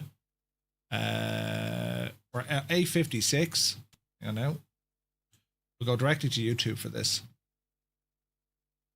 There she be To now. the right of that is the flap lever that we have already talked about extensively. Right, we'll just go back a smidgen here just to make sure it's all working well. And we'll see what the story is. There she goes. Just below the propeller hub, right here. As we rotate the key all the way to the right, the smaller cogwheel is pushed into contact with its larger cogwheel, which is attached to the engine crankshaft. This makes the propeller rotate and initiates the combustion cycle. The key is called the Magnetos switch, as it also controls the two large magnets housed inside these black cylinders, mounted to the back of the engine block. The key has a right, left, and a both position. This controls which magnetos are active. They produce a strong electrical current. This electricity is led to the spark plugs inside the cylinders. This ignites the fuel and air mixture, leading to the start of the combustion cycle. When the engine is running, we release the key back to both position and the starter motor disengages. The magnetos now continue to provide ignition current for as long as the engine rotates under its own power. Going back to the cockpit and looking further to the right, we find the throttle and mixture control levers. I'll explain the mixture control in more detail soon. To the right of that is the flap lever that we have already talked about extensively in Phase 1. To the right of the flap lever is the cabin air conditioning controls. This is one of the few things we can't properly simulate in a flight sim just yet, unless you're looking to build your own integrated air conditioning system at your home desktop. That would be pretty cool. Finally, we have the pedestal. This is the area underneath the throttles, reaching down to the floor. Here we can see the trim wheel, which controls the trim tab on the elevator. The little red knob down here is the shutoff valve for the fuel line to the engine. At the bottom, sitting on the floor, we have a fuel selector. Since the Cessna has one fuel tank in each wing, this knob allows us to draw fuel from either the left or the right, or from both tanks. There's also a bunch of control knobs around the screens. We do not really care much about those right now, as they mostly are going to be related to the navigation modes that we have. I'll cover the necessary ones as we proceed with our training. All right, that's enough of the overview. Let's get her started. At Navigraph Academy, we make use of our own checklist. Our checklist is based on the real-life Cessna 172 operating handbook. If you opt to use the in-game checklist, be aware that there are differences between flight simulators, such as MSFS 2020 and MSFS 24, and the real-life Cessna 172 procedures that we use. We have also removed some items that are not relevant for the simulator. One example is the item asking the pilot to make sure the seatbelts are on and latched. The Academy checklist is available at the Academy website, and it's of course totally free. Let's begin with the cockpit setup checklist. Brakes should be checked first. You can either do this by pressing the manual brakes, for example, by feet if you have a pair of rudder pedals, or by engaging the parking brake. you'll find the parking brake lever just underneath the yoke, right here. On the real Cessna, you'd have to depress the brake pedals first, then extend the parking brake lever. In the sim, you can simply just press the parking brake to engage the brakes. All right, brakes are set. Next, let's check that all the circuit breakers are in and none have popped out. All the electrical equipment should be off. Check that all switches are pointing downwards and that the cabin lighting knobs are all pointing at the 9 o'clock position. Then, check that the white avionics buttons are down and off. If these were accidentally left on, there could be an electrical spike at the battery connection, which could damage the equipment. The fuel selector should be set to both. This allows the engine to get fuel from both fuel tanks. There we go. The fuel shutoff valve should be pressed in, meaning that fuel is free to flow to the engines. Now, just on this, I'm also overlaying real-world checklists here. I'm following this along, so you can see what Navigraph are showing us. They are so close to the real world. It's pretty cool, right? Wild Nature, good to see you. Gelati is here. Welcome in. So the pre-flight, seatbelts, fuel selector valve, avionics, your brakes and circuit breakers, they're all checked items here now on a real world checklist. And then when we go into the start of the engine, that's where we check your mixture, carb heat if you have one, master switch, prime, throttle, prop area, clear, ignition switch, and so on. So I'm following this along as I'm watching what the guys in Navigraph are doing. But they're very, very close together. It's awesome. Great, the cockpit is set up. Let's move to the before start checklist. Before engine start, throttle should be open 1/4 of an inch, which is about 1/5 of the travel distance of the throttle control knob. This opens the fuel line somewhat to allow fuel to enter the engine at the engine start. The mixture control goes to the idle cutout. This is the fully aft position. The mixture control knob controls the air to fuel mixture rate. Fully aft is cut off, meaning no fuel and full air. Now, just on that, great question by Adam. Good morning, Adam. Hope you're well. Any reason that you'd select one single fuel tank over both? There's a couple of reasons for it. Anything from checking to make sure that the fuel lines are working. It's another way to balance the aircraft, right? So let's say, for example, especially out of flight school, right? Let's say, for example, the pilot flying or the student is considerably heavier or considerably lighter than the instructor, or maybe there's an extra passenger thrown in there as well. Well, in order to get the balance of the aircraft, they're not going to change the fuel sitting on the ground. Highly unlikely. So what they might do is, okay, well, look, we're going to move the balance of the aircraft. It all comes down to the center of gravity, where that weight and balance is. You want it at its most center position, right? So you could opt to use a single fuel tank. Now, on aircraft that don't feed from both, because it's safer to feed from both fuel tanks, just in case there was a blockage or whatever, right? Contaminated fuel. If you're using both, well, you've twice as many options, right? But usually on critical movements of flight, takeoff, climb, and landing, right? You would always go to the fullest tank. There's more fuel there. You're not worried about selecting, low fuel quantities. You know what I mean? For me, if when we were changing the fuel tank, it was done primarily to make sure, it's working, and two, it is a way to rebalance the aircraft, But 100%. Rob, good to see you. What is the app on the iPad? It's Garmin Pilot, which is a real world EFB, but you can work it in Flight Sim. It's kind of overkill if you're just doing Flight Sim with it. But I like comparing kind of the real world stuff to what we have at Navigraph, and it's sometimes you can't really tell the difference. Other times you can, depending on the features of them, But they're pretty much your options. It's the weight and balance of the aircraft. Don't forget, if you have your heavy or light passenger in and now you're flying, that's something that you will have to compensate. Our Cessna 172 does not have an electronic rudder tab or aileron trim, right? So what happens is we would then have to manually adjust our flight controls to counteract that. If you knew at the start of the flight, well, they'll go back to the rudder tab at the back of the aircraft and they can physically with their hands move it ever so slightly, right? But they're not really they're going to have a rough guess. So you can burn a bit of fuel out of one tank to balance everything off. That's primarily it. This allows the engine to get maximum air intake at the crank. We'll push this forward as soon as we feel the engine igniting. Here's the standby battery. This is an extra battery fitted to the Cessnas that use the Garmin G1000 avionics. That allows for redundancy in case a primary battery failure. The standby battery is normally in the armed mode, meaning it will kick in if all other electrical supply is lost. First, we'll run a quick check. It's so simple. Just push the knob to test the position and hold it in place. We monitor the light for 10 seconds. If the light stays on, the current is healthy. We flip it to the arm position now. The standby battery now feeds electricity to the system. We could see the primary flight display called the PFD light up. We verify that the screen boots up normally. Then we check there's no crossed out marks on the instruments. If there were, we'd have a faulty sensor. To check the quality of the standby battery, we also check the voltage of the E-bus and the M-bus. I'll explain this part in a bit more detail.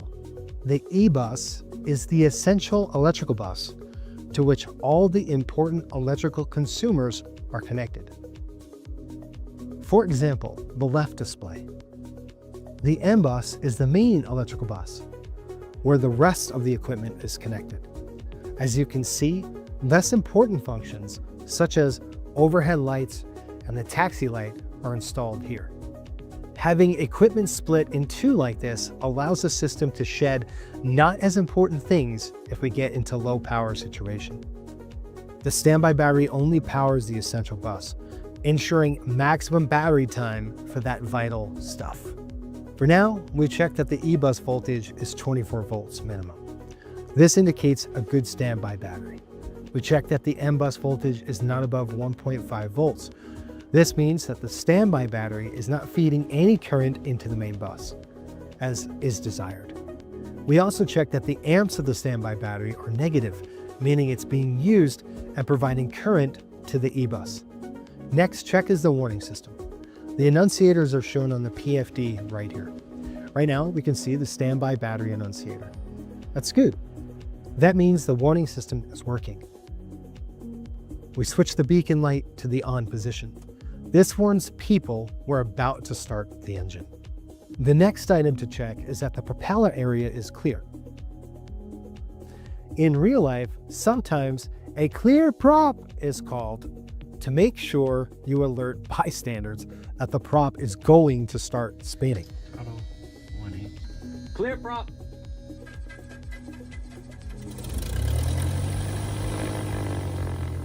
This is simply a precautionary here, as the next item on the checklist could invoke the propeller to spin without us ever touching the starter key. We'll explain this. As we switch on the master switch, the main battery begins to feed electricity into the system, including the starter motor circuit. If we have a loose wire somewhere, the engine starter motor could engage even when the key is not in the start position. This time there was no accidental start. That's good for us. Let's keep going. Our engine is cold today since it was not run recently. We need to prime it. Priming means pushing some fuel into those cylinders to allow a good start sequence. We do this with the electrical fuel pump. It's controlled by this switch. Let's put it on. You can hear the pump start. We push the mixture fully in and wait for about 4 seconds. Then we'll pull the mixture goes back to idle cutoff. Finally, we switch off the fuel pump again. This procedure has now pushed some fuel into the engine. A side note here, it could be a good idea to bind the mixture control to a specific access, such as a slider on your throttle device or a separate control slider on your joystick setup. This makes it much easier to control the mixture properly. Okay, it's time to start. Grab the key and move it to the start position. The engine and propeller begin to crank. Once we feel the ignition catching, let go of the key and simultaneously push the mixture control full pitch. Great stuff, we're in business. Let's put the RPM about 1,000 RPM for now. It's important to check the oil pressure quickly. The engine is cooled and lubricated by engine oil. Now, we'll pull up the handbrake for a moment. So, there are slight changes from what I did versus what the guys are showing us here, right? So, in my case, mixture rich first, open the throttle about 1/4 of an inch, 1/8 of an inch, then you go to start it, right? That's what I've been shown how to do. I have seen that you'd start with the mixture out and then push it in once you have a crank on the engine, right? But cracking the throttle, as they call it, that's important. It just means that the engine has a better chance of starting because the revolutions will be higher when it starts. Not too high because you'll damage it if it's cold, but not having the throttle idle, you want to be pushed in about 1/8 of an inch, roughly, which is about that much. It's only a little bit just to have the flow running there. Another way, you can also prime the engine. A way of priming the engine, but you got to be careful you don't flood it. If you were to open the throttle with the mixture on and the fuel pump, that will increase the fuel flow going into the engine. Now, knowing that the engine isn't actually turning, you can now very quickly flood the engine, right? A flooded engine, you just got to wait. There's ways in which you can burn it out, but your battery is going to suffer from it. You'll be turning the crank with the mixture fully out, let it burn it off, and then you go mixture in and it will continue on, right? So what they're showing us here is correct, but your throttle would be pushed in slightly, about 1/4 of an inch, 1/2 an inch, 1/8 of an inch, right? And in my case, it was always mixture rich, then start. I don't know if that's going to be different for you, or maybe you have done different. I'll double check this checks. So start up. This will even say mixture rich. Let me see. Start, look out. Mags. That's okay. Where is this now? So before start. Maybe. Primer, prime as required. So it says here, mixture, full and free movement, set to rich. Check your throttle friction. Full and free movement of your throttle, set it to 1/4 inch open. And then you give it a blast. You know, Duck says, I wonder how many accidents happen from them to call out clear prop that early. Usually at populated areas. And again, I mean, you could have your mags turned, or not your mags, sorry, you could have your mixture turned off. But it has happened, turning on the battery, it could fire, the prop could spin, right? So by saying clear prop, don't forget, sitting in a Cessna, kind of basic common sense, right? Sitting in a Cessna, you have so many blind spots. You cannot see below the dashboard. That means you cannot see anything lower than your chin, usually, or even your nose outside of the airplane. You just can't see it. You're looking at the top of the cowling. You can maybe look out to your side. You can see a little bit of the other side. But if there was someone small, like a child, or if there was someone working on the ground, you won't see them. So yes, the beacon light, but that's not an audible alert, right? They'll see it. Your man's lights are on. No, stay back. He's doing a thing. So that's what they still say, clear prop, right? When you look at airliners, for example, well, it's done by communication. You're clear to start your engines, or ATC. Yes, I want to start my engine, right? And that's why they do it. So yeah, it's mad, right? You'd wonder.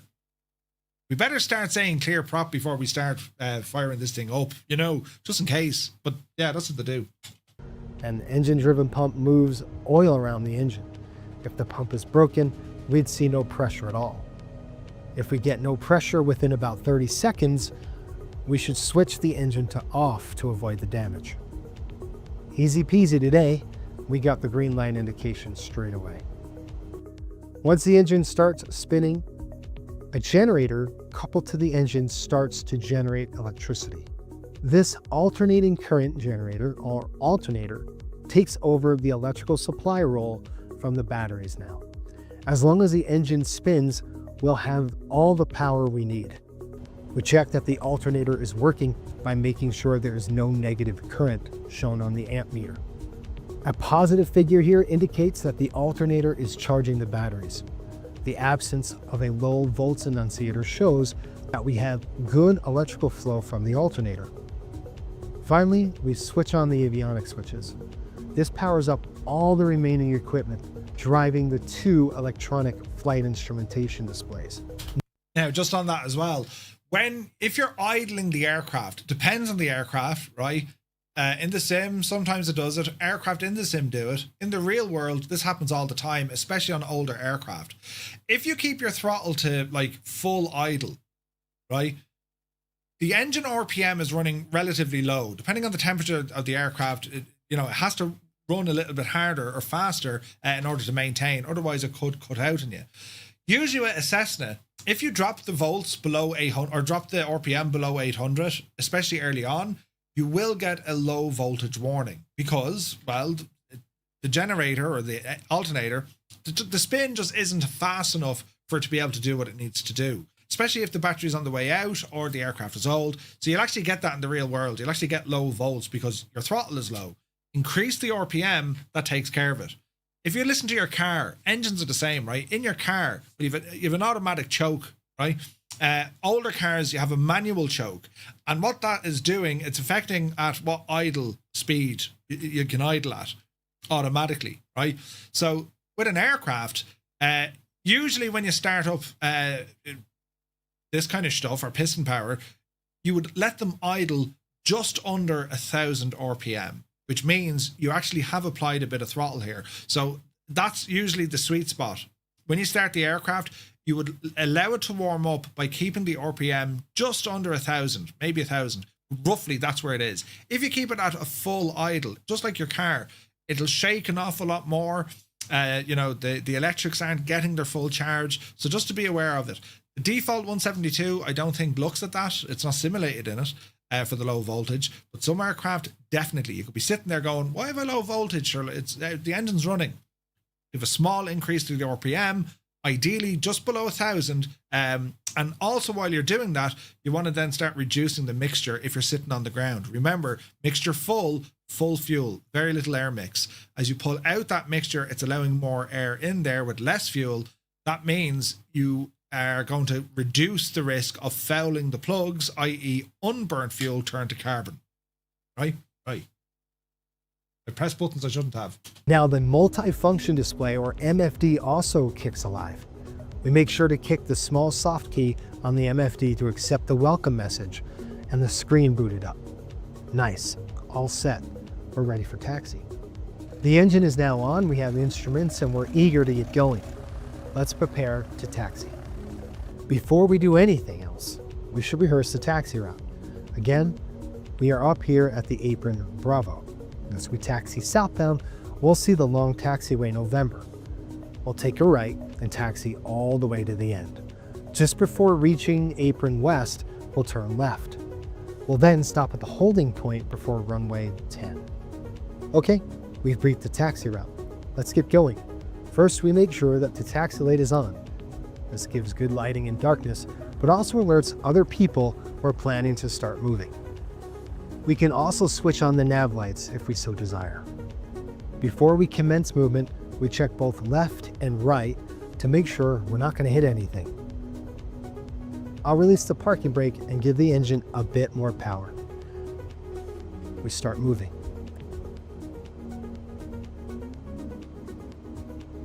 As we begin the taxi, we check that the brakes work by giving them a small squeeze. Yeah, the plane's slowing down. That's good operations. Here's the taxiway. Right turn here.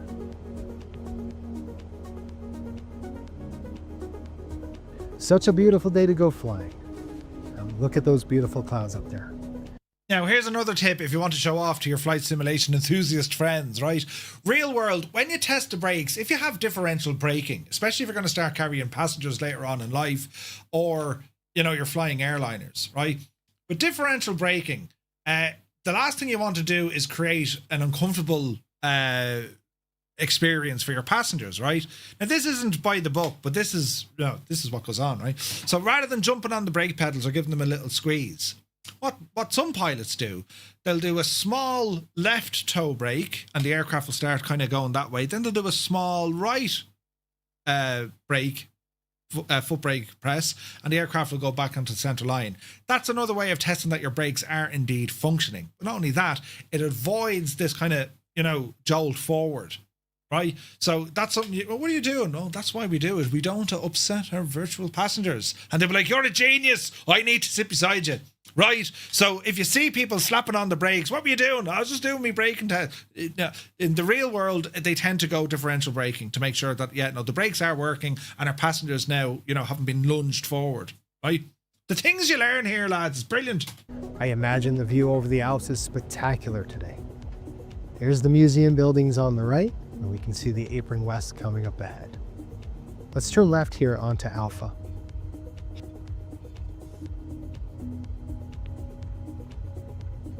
Here's the holding point marking, and we can see the signs indicating 2. We'll stop just short of it.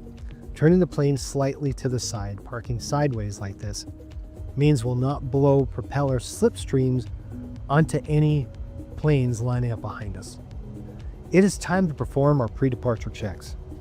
Now, there's more reasons than just upsetting the plane behind you. You want to be turning your aircraft facing the wind or as close to it as you possibly can for your run-up test. Because if there was a strong wind and you're now facing not the runway but approaching the runway, you now have a strong wind coming in from your left-hand side or indeed your right-hand side that might be giving you false readings on the likes of your engine RPM. All right. Another question people ask, what is the recommended taxiing speed? What speed should I taxi my aircraft? And this is something that catches people out all the time, because some people go fast, some people go slow, and then you have everyone jamming on the brakes and it's a total mess. When you're taxiing, specifically with general aviation aircraft, you taxi at a speed that is slightly faster than walking speed. Slightly faster than walking speed. We'll probably walk at 3 to 4 miles an hour, right? So you're probably talking 6 or 7 miles an hour. In old money, then we put that back into knots. It's a fast walk, slightly faster than your walking pace, right? It's not a run, it's not a jog, it's a walk, but it's a slightly faster than your walking pace, your walking speed. That makes sense? It just means that the flows are easier, you're not speeding up, you're not getting to places before you realize it. Other traffic can kind of work out, I'll stay behind them because this is the speed we're doing. There's nothing worse than a fella booting it or someone else dragging their heels and you're like, would you come on? So slightly faster. Airliners are slightly different. It depends on the airport. There could be high-speed areas in which you can, use a high-speed exit and so on. Most airports, I think, are limited to about 20-odd knots for some of the airliners, no faster. In a built-up area or around other aircraft, you slow that right back, So usually 8 to 10 knots, that'll be the limit. 8 to 10 knots. In an airliner, probably 12 to 16. And then if you wanted, up to about 24 knots. I wouldn't taxi, certainly wouldn't go over 25 if I'm paying attention. And by that, you're, that's what you're doing it. So I got told off by the tower for taxiing too fast on the active while going into the hangar. Yeah. Like, you don't want to crawl, but keep it at walking speed or slightly faster than walking speed. It's a good thing to do in the sim. For built-up areas, you'll often see on the charts or on the ground, use minimum power. Yeah, 2 reasons why you'd see use minimum power. 1, yes, is the speed because it's built up, but 2 is also for noise abatement. Basically, they want you to keep the noise levels low, right? So you might see use minimum power. Some airports will have speed symbols written like a normal traffic sign, right? When taxiing across active runways, it is advisable to do a faster taxi speed to clear the active quicker. Usually, right?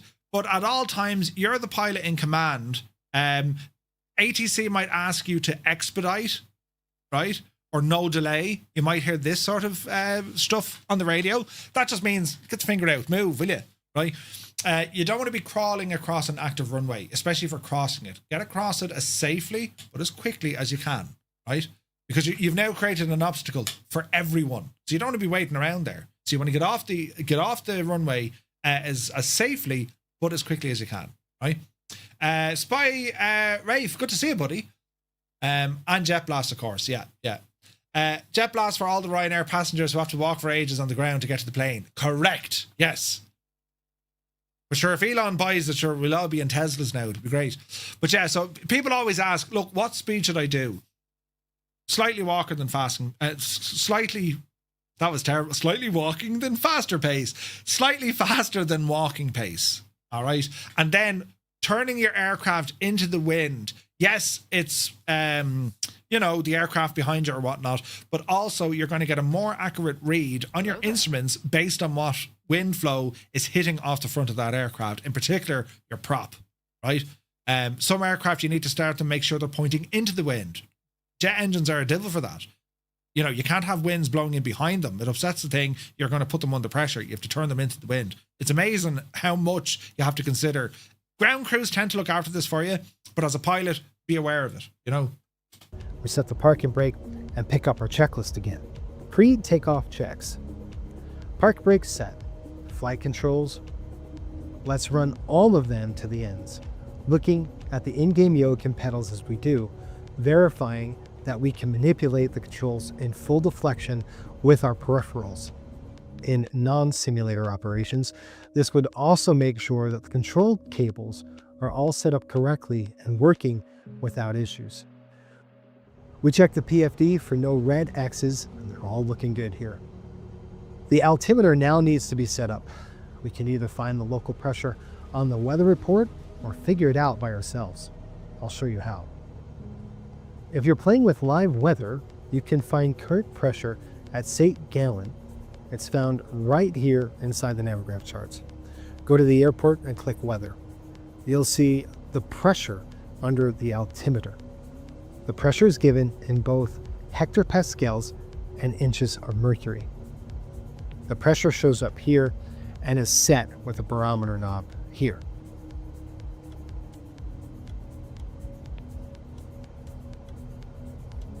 But if you're not playing on live weather, there's another way to set up your altimeter with an unknown pressure situation. First, we find the elevation of the airport. The elevation for all airports are available in Navigraph charts, right under General, right here. Now we simply turn the baro knob until the altimeter shows the airport elevation. The current sea level pressure can then be read on the altimeter's barometer reading. Also, we set up the standby altimeter with the same pressure value. You do that by turning this knob down here and reading the pressure on the small scale inside the instrument. We check that all other standby instruments are looking okay. The airspeed indicator should be at 0, and the artificial horizon should show a centered position. We now check that the fuel capacity looks about right. We'll explore fuel calculations at a later time. For now, this is more than enough for our short flight today. We make sure the mixture is set at rich in preparation for the engine run-up. We check that the fuel selector is in both. We set the trim for takeoff. This is done by rotating the trim wheel until the white marking aligns with the reference marking as shown here. It's time for the run-up. This will test the engine at close to cruise power. Run the throttle up to 1800 RPM. We'll make sure the brakes are holding the airplane in place by looking outside. We'll go down to the Magnetos switch. In the current position, the ignition of the engine is being provided by 2 separate magnetos, providing 2 separate sparks inside every cylinder. We'll test that both are working independently. Turn the key 1 notch to the left. We're now running on a single magneto. We should see a drop in RPM since a single magneto is providing less stable ignition compared to dual operation. And we do, as you can see here, we're below 1800 RPM. At the same time, since the engine keeps running, we know that the 1 magneto is operational. Turn the key back to both and make sure the RPM picks up again. Let's do the same thing, but for the other magneto.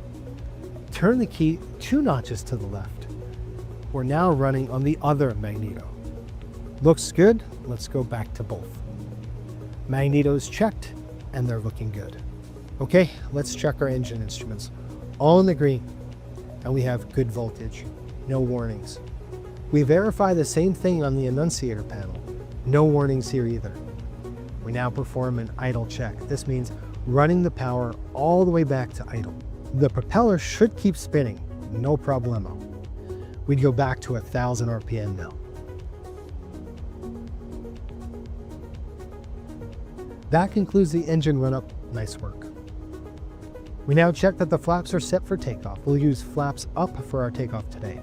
It's a good idea to make sure the flaps are up by also visually checking their position on the wings. Okay, it's time to go. Before we start taxiing out on the runway, let's make sure we know what we're going to do. Today, I plan on 1 pattern around the airport and then a full stop landing. Having a look at the Navigraph charts, we can remind ourselves of the traffic pattern layout. Taking off, we'll climb to 1,000 feet above the ground, which is about 2,300 here. We'll again join the left-hand pattern just like we've practiced. It'll be a quick lap before we turn back. We're ready. We switch our strobe lights on. This tells other planes we're preparing to enter the runway. We can now release the parking brake and line up. We check that the runway and approach sectors looking good, making sure we can see no other traffic.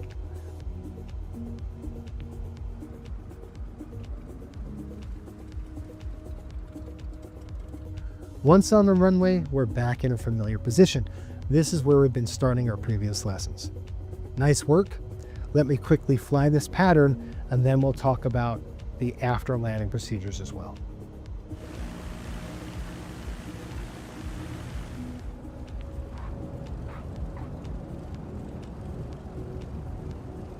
All right, I'm pretty happy with that landing. What do you think?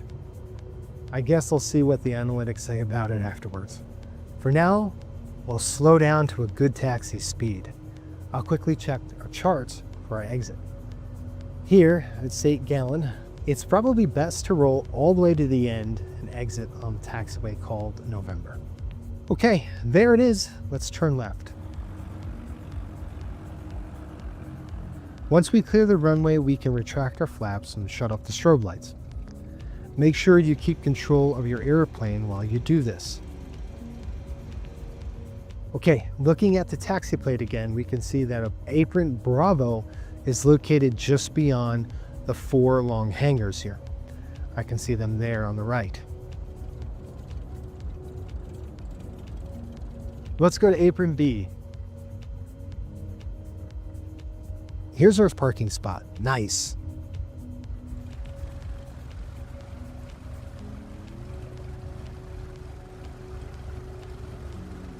Good job. One stop, we'll pick up the checklist. We checked that we did everything by heart correctly. Flaps were up, strobe lights were off. It's time to secure the airplane checklist. Parking brake, set. Throttle, idle. Electrical equipment, let's switch off all of these switches. Avionics, off. Both white buttons go to the off position. Mixture, idle cutout. This starves the engine of fuel and we have a clean shutoff. We let the prop stop. Magnetos all the way to the left, which switches off both ignition coils. Master switch, off. That means both red switches, which includes the main battery and the alternator. Finally, we set the standby battery to off. This depowers the plane fully. As a precaution, the fuel selector is then set to left or right. This prevents fuel flow from flowing between the tanks during parking. That concludes a whole flight covering all the procedures. You know exactly how to start up and shut down the Cessna. We're ready for our cross-country flight. As you can see, flying the Cessna involves a lot more than maneuvering and aerodynamics. The ground operations knowledge that we've covered in this lesson will allow us to find our way around new airports, as well as to operate the Cessna safely from point A to point B. On your training lesson, you will start at apron Bravo at St. Gallen, fully cold and dark, and you'll be asked to perform the ground checks, and that includes all of them. Then you'll fly a lap in the pattern before returning to your parking area again, just like Jason did.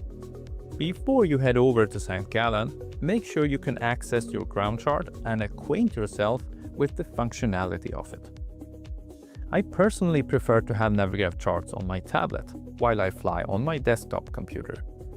That way I can operate, pan around, and check my taxiways without having to switch between the simulator and the web browser. But you can also use charts in your browser window, on your phone, or even in-game via the in-game panel. Enjoy your training. And remember, don't forget to like, subscribe, and leave a comment. It really helps us to further improve and spread our flight training content right here on YouTube. Okay, sweet. So we're going to progress now with this lesson. Now, what I've done, I've brought up my Navigraph charts on the iPad, and our checklist on the iPad. You go onto the website, you can get access to it there, and that's where we're going to be doing or running our checklists from that here on the iPad. So that's what we're looking at. Before start, taxi, the whole shebang, all the way down. All right, so that's what we're going to work off for today. This lesson is going to be just what we've done on the video here. All right, so the video review, we've now covered how to perform a full startup and associated ground checks. Hello, Kat. Before departure, as well as the key steps after landing. We should also feel comfortable and confident navigating airports with Taxiway charts. You can also use the free charts inside of Microsoft Flight Sim. PS Mirandi, the Lido charts, yeah, if they have it for the airport, yes.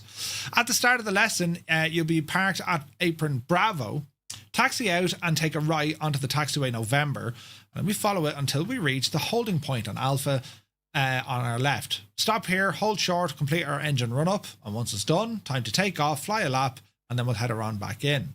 After we land, we taxi back to the apron Bravo, complete our final checks, and that'll be it. All right, so that's what we're going to do. So a couple of questions before we move on. At run-up power, you performed the mag check. What's expected, or what is the expected normal result? All right. Forcex Shark, good to see you, man. Roy says, don't forget to update your Navigraph AirAct database. Also, is today update day? Ooh, on yourself. So at run-up, switching to left or right shuts the engine down. Switching to left or right causes a large or rough drop. Switching left or right causes no RPM change, or switching to the left or right shows a small RPM drop, returning to both restores the baseline. The answer is D. Now, with a Cessna, particularly with the Cessna, you should see a drop of somewhere between 50 and about 120 RPM. If it goes beyond that, you have an issue, right? If it goes beyond 125 RPM on a Cessna 172, you have an issue, right? Slight drop, 50 to 100 is about right. You should see that. Now, aircraft developers sometimes get this wrong. They'll drop 200 or 300 Carinado on some of their aircraft, right? So again, it's a limitation of the sim more so than the actual airplane, right? So how should the mixture control be set before engaging the starter? Now, I'm going to scratch my head with this one. The mixture control set, according to Navigraph, should be idle cutoff. My learning has been full rich, right? So Navigraph wants your mixture control set before engaging the starter at idle cutoff. This is where, according to Cessna's own POH, it's on full rich, right? Navigraph are telling me it should be idle cutoff. The standard position for starting, as it provides full aspiration during cranking, mixture will be pushed to full rich as the ignition catches. I think this comes down to the type of aircraft. I've always started an airplane with the mixture rich, always. I've never I'm aware some fellas do it as they turn and crank, then they introduce the mixture once it starts, right? But for this course, they're telling us idle cutoff. Okay. If local pressure is unknown, how do we set the altimeter? It's one of these simple things, but it's only simple when you realize it. The elevation of your airport is going to be marked on your chart, right? Or you can get it on SkyVector if you need to. You'll see what the airport elevation is. When you load in with the sim, if your altimeter is not matching the elevation of the airport, well, you can dial it down or up in order to get it. That is particularly useful if you do not know what the local pressurization is, what the barometer reading is. Yeah. Now, we'll always know what the baro is usually, right? Because we're going to know, we'll get it from our ATIS, or we'll look at the METAR, or ATC will probably tell us, right? Or just pressed B. There you go. So we set the altimeter to 0, turn the knob until the altimeter shows the airport elevation, leave it at default, or set pressure based on the nearest large airport. We would turn the baro knob until the altimeter shows the airport elevation. So the answer is B. If your airport elevation is 1,000, you turn that down until your altimeter reads 1,000. All right. In Navigraph charts, how are taxiways usually shown? Green letters inside red boxes, blue letters inside white boxes, yellow letters inside black boxes, or white numbers inside black circles. They tend to be yellow letters inside black boxes. All right. So if we're ready to go, we're going to go to the briefing. Another quick video here just to get it started up. Today, we're getting to know the Cessna more closely. First priority is to make sure you have access to the Navigraph Academy checklist. This is available for free from the Resources tab on the left. Once you have it ready, start the simulator. Go to the Activities tab, scroll to the right, and go to Custom Content. This is the first lesson in Phase 2, so you'll find it on the second row. You will start on the ground. The aircraft is fully shut off, cold and dark. Begin following the checklist and pay attention to the proper procedures as given in the lesson video. Once you're ready to taxi, go to the holding point from runway 10. Remember to pick the correct taxiway on your way out. Do your run-up. When ready to taxi out, take off and perform a single lap in the pattern. After landing, taxi back to the apron Bravo. Then perform your shutdown procedures. Coming back on the website, check how you did. Good luck and have fun. Right. It's all happening now, lads. Okie dokie. So today is our chance to put theory into practice. We're going to take the controls of the 172, perform the complete pre-flight sequence, checklists, use the system monitoring. The lesson is all about learning by doing. As we power up the engine and review the instruments, keep in mind that accuracy and attention to detail are the keys to safety. With Navigraph charts at your side, you'll taxi out and take off just as you would in real life. So what do we need to do? We're going to start on the apron Bravo, fully shut down. We're going to start up the aircraft according to the checklist, taxi to holding point Alpha, perform our engine run up. Then we're going to take off, do one lap, land, taxi back to apron Bravo, and shut it all down. Are we happy enough? Ground procedures will be monitored. You need to taxi to the correct way to the departure as well as back. Flight information, we're at St. Gallen, on the ground at apron Bravo, fully cold and dark. It's 2 o'clock-ish in the afternoon, daylight conditions, scattered clouds at 7,000, temperature 24 degrees, altimeter is 909 or 8 hectopascals, and the winds are calm. Right, well, let's go in and do the gadget, shall we? So, ground operations. And this is what we're going to do. So I have my Navigraph checklist loaded up on the iPad here, so I'm going to be following those, and I'll follow those with you. And we'll open up Navigraph charts here, because that'll put our aircraft where it needs to be. So we're going to be at St. Gallen.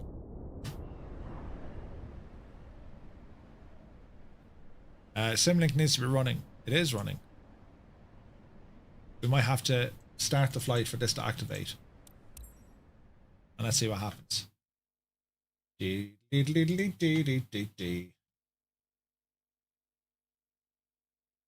Okay, so let the sim load up and we see what happens.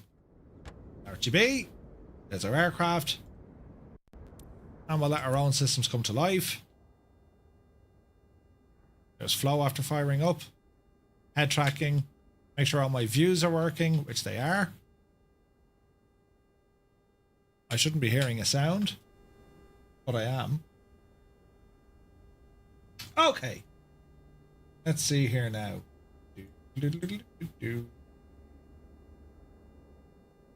So what I want to do first, I just want to make sure that our sim is running at full pelt. Nope. Tungsten, thank you very much indeed, dude. Have a great day. Have a great day. Okay, so here we are. So quick check on what we're doing. So the parking brakes currently are set to off. We're going to activate the parking brake. We have our fuel shut-off valve. So let's go with the checklist and then see what happens, right? So we'll start off at the beginning. So checklists. So we're going to have our pre-flight on the ground. Brakes set. Circuit breakers, we're going to check that they're all in. Also, is the remove before flight already removed? It is. So the very first thing you do is you're removed before flight. Right? Anyway, I digress. So brakes are set. Circuit breakers, we're going to check these guys. Make sure all is okay.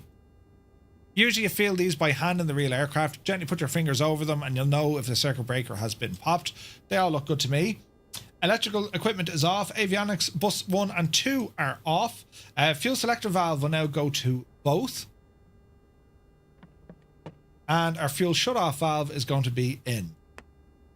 Okay, that's our cockpit setup. Next is going to be before our engine starts. So yes, they are telling us open the throttle 1/4 of an inch. Right? Mixture should be on idle cutoff.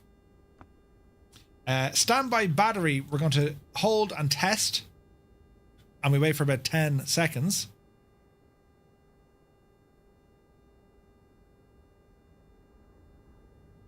Okay. We're going to put it to arm. Gyros are spinning up and our screen is coming on. Engine indicators, we should have no red X's there, the red X's. So here's our engine, so that's all looking good. We are getting oil pressure warning, so that's fine. Our bus E, right, our essential bus, minimum 24 volts, we got 24.8, and the amps are drawing. Our main electrical bus is reading 0, so that's good. Standby battery annunciation is shown, which it is here, right? Standby battery is on. Beacon light will now be turned on. Propeller area is to be clear. And we're going to go ahead and turn on the master switch. Now, an extra bonus to this real world stuff, you'd make sure that the landing gear handles in the down position if they were retractable. You'd also make sure that the flap handle is in a neutral position, as in when you turn on the battery, they're not automatically going to start working. This is more real world stuff. You don't want to catch your fingers in it. So we're going to go master battery on and the alternator. They're verified as on. The engine is cold, so we're going to go fuel pump to on. So come down here, turn on our fuel pump. Mixture rich. And our fuel flow, we should see it here. If we were to increase the throttle, that should lift. It doesn't display it very well here on this machine, so let's not worry about that. Fuel mixture to idle cut off and fuel pump off. Okay. Next up is going to be an engine start. So to do this, Scarface will come in. To do this, we're going to go on our mags. We're going to go right, left, both. Then we'll give our clear prop and we're going to go for a start. So oil pressure at ignition should be green, and then our batteries charging, low volts not shown, and then avionics come on. All right. So let's give her a start.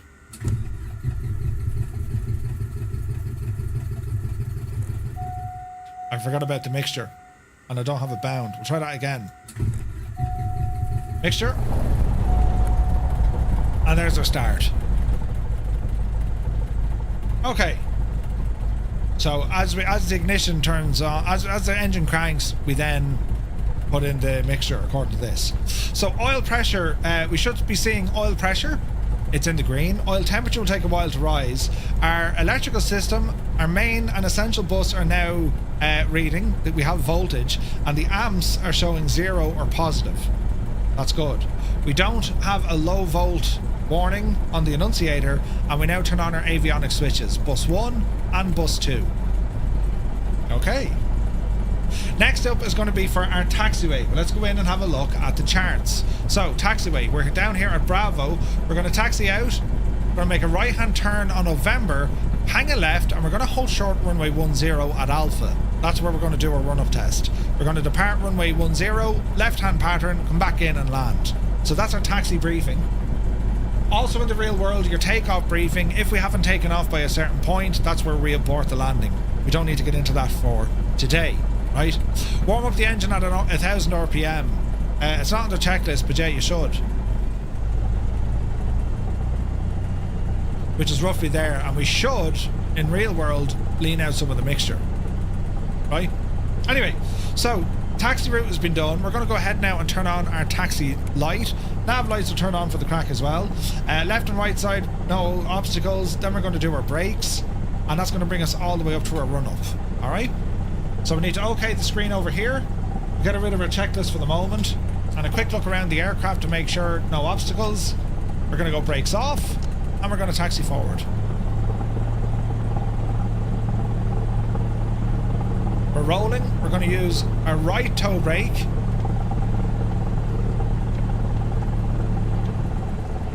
Now we use our left toe brake. Our brakes are working, right? Nothing coming down our left side, and we're going to go over here to our right side. And we watch our speed. Now, as we're taxiing as well, depends on the airport, but you would also have the use of your transponder. So we'll stick that on as we taxi forward. Also, our barrow, it is already set for us. And our direction indicator is lined up with our magnetic heading as well, right? Watch your taxi speed.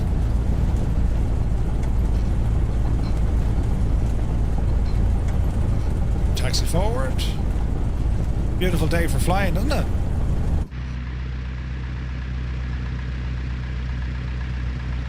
Gorgeous.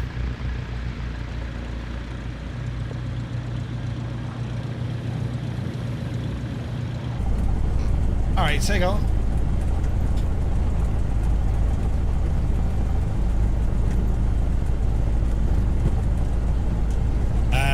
Who's this? Hamad, welcome in. Good to see you. Okay, so Alpha, hang a left here.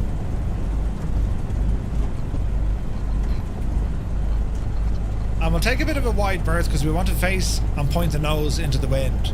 So we'll come over this neck of the woods.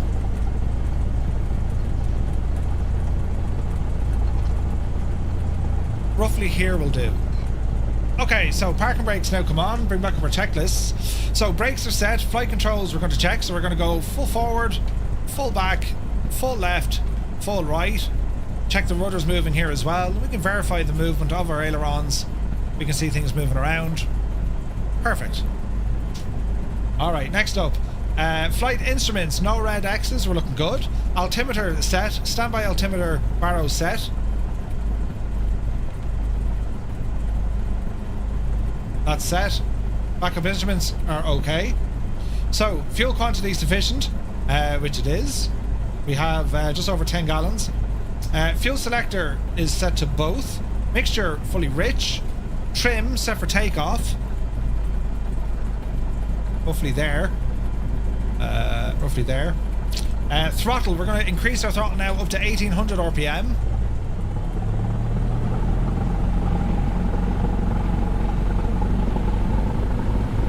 Easy now.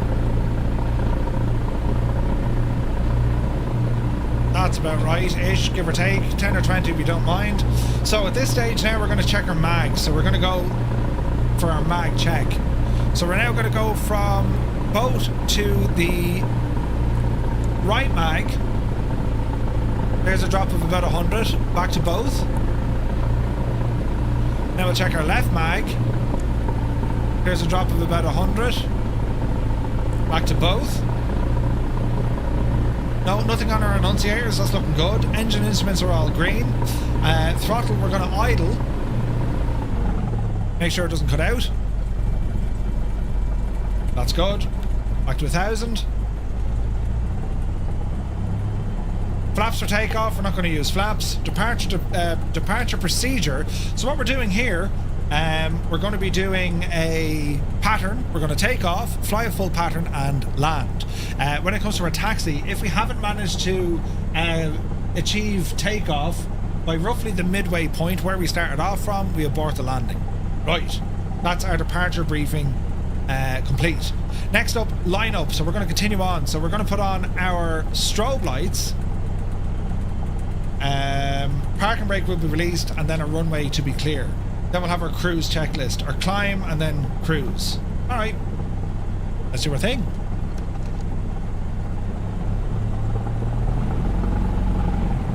So get ourselves straightened up here. We're going to check our approach to make sure that's clear, which it is. We're going to check our departure to make sure that's clear, which it is. And we'll do a small back taxi here as well, just to give us the full runway.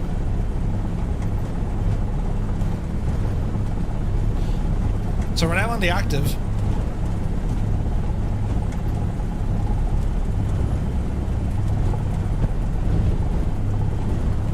So far everything's looking good. Usually when you're on the ground taxiing around, you would pull the mixture a slight bit. But for this, we don't need to worry. Easy when we turn, we don't have to scrub the tyres.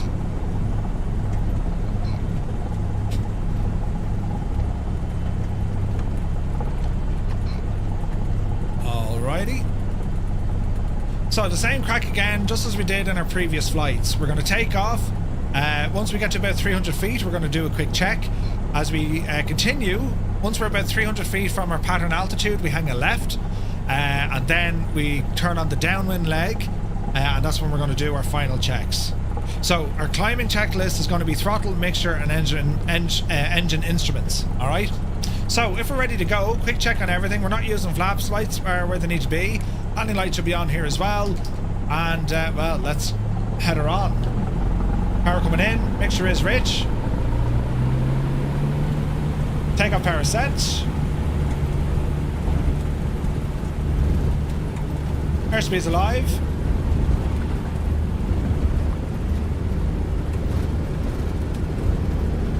Looking good so far. 55 knots, we're getting light. Yep, see daisy.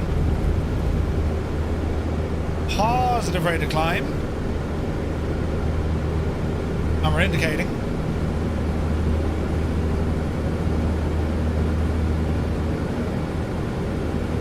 Try and keep the runway center line. We pitch for about 74 knots. Coming up on 300 feet. Engine instruments all in the green. We're not using any flaps. Continue. Throttle's full, mixture's rich. We're now at 500 feet. Again, all is looking good.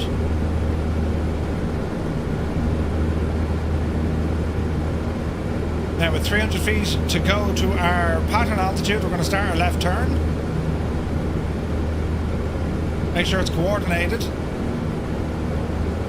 Watch the climb. Speed is still good. Now we're on the crosswind. Let's roll out. There's 2,300 feet. Ease back our power a little bit, get ourselves stable. Bit of trim here to help us out. About 2,300 on our RPM. Quick look out the window. There's our reference point. That's looking good. Airport is behind us. There it is.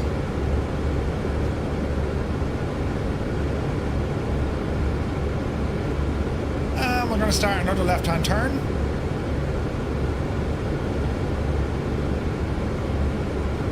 And we're now going to turn onto the downwind leg. Watch our pitch in the turn, watch our power and our speed. We're slightly high. We'll roll out onto our downwind leg. Roughly here, we should be perpendicular to the runway. There it be. Okay, so our descent checklist. Make sure if we need it, Barrow is already set. Standby altimeter is already set. And our approach procedure. We're going to be landing on runway 10. Now once we come a beam to our touchdown point, remember this is where we start slowing down. So we're going to drop the RPM down to about 2,000. And we need to watch our altitude as we do this, small bit of trim. Airspeed is coming down. And once we're in that 45-degree angle from our touchdown zone, that's where we reduce power further and we'll start our turn in. So, power to about 1,700 RPM and let's start our turn. We can start descending here now as well. Fuel selector is set to both, mixture rich, landing light is on, taxi light is on, autopilot is turned off. Speed is coming down nicely. Start dropping off our altitude.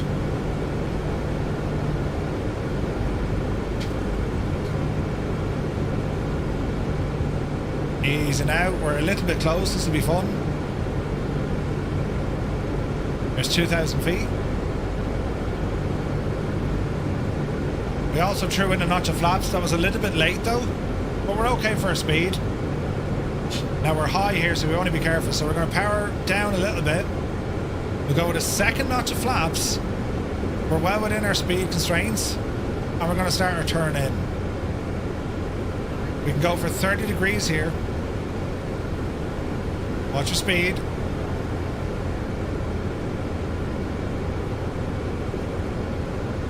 Alright-ish, sorta, almost, sorta, kinda. Not as tasty as our last one, but we'll see what happens. Approach speed is now good. It's going to drop. We want to be at around 61 knots over the threshold. Watch the power. Watch the speed.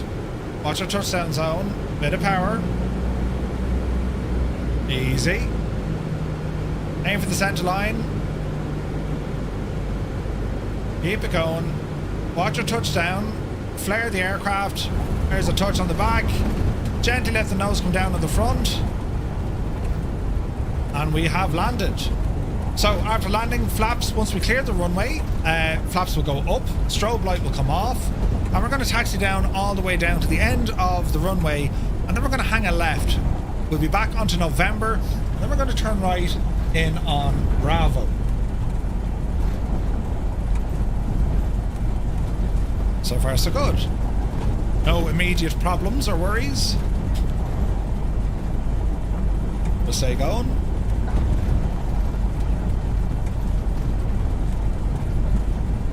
Easy now.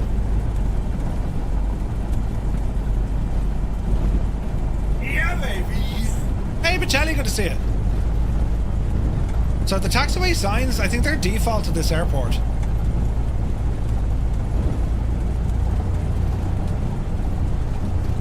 Okay, so we're going to clear the runway here, hang a left on November.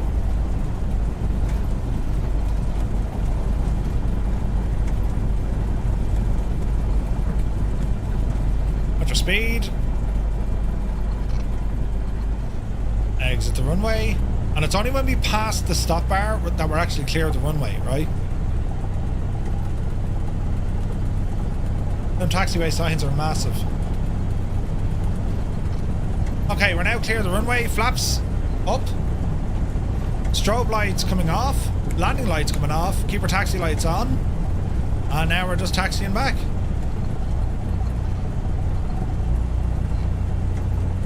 And we're going to turn into Bravo, and that's where we'll do our full shutdown.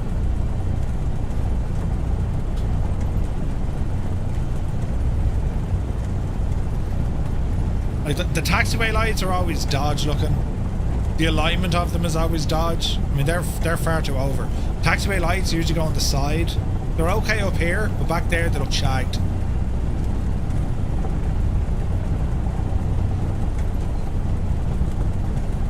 Make sure you don't hit any parked vehicles. You'll be made famous, Murphy. It's a Charlie 6 we're passing here now, the hangar block. Charlie 5 is next.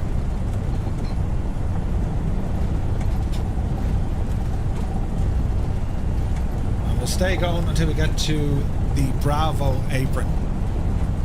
It might be signposted, if not we'll just have to keep our eyes peeled. We don't see it just yet. Victor, yeah, this is a Cessna 172.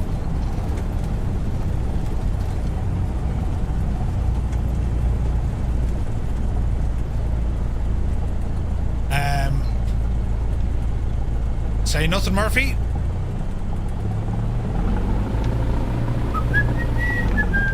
We were just checking the ground. Yeah, we were just checking the ground. Here's Bravo. Jesus. I'll do well, you know.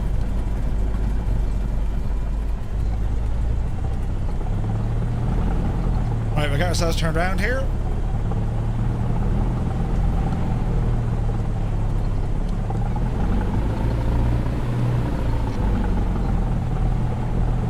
Right.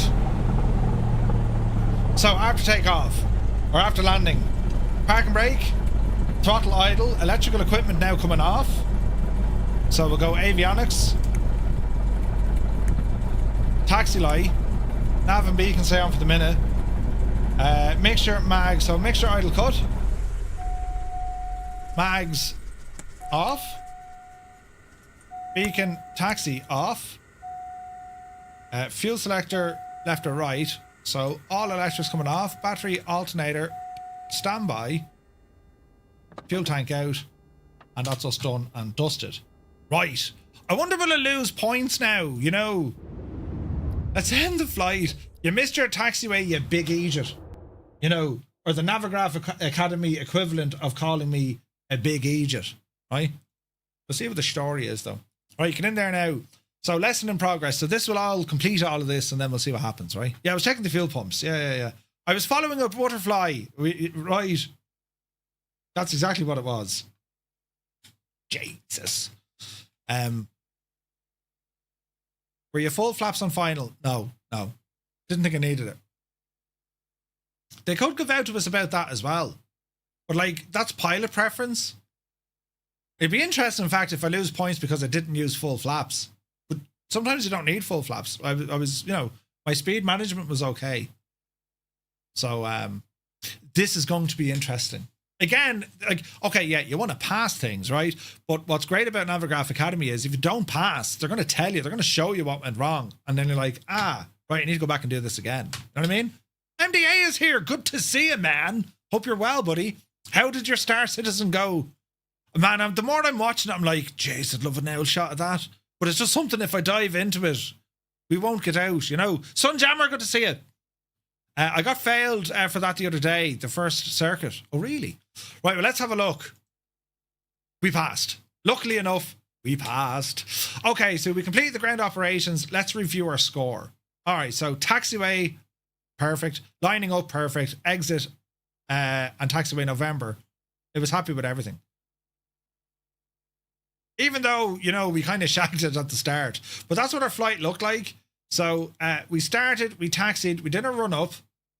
We did a back taxi, we took off, we did the world's most strangest looking circuit, then we landed and back taxied, but made a total mess of it.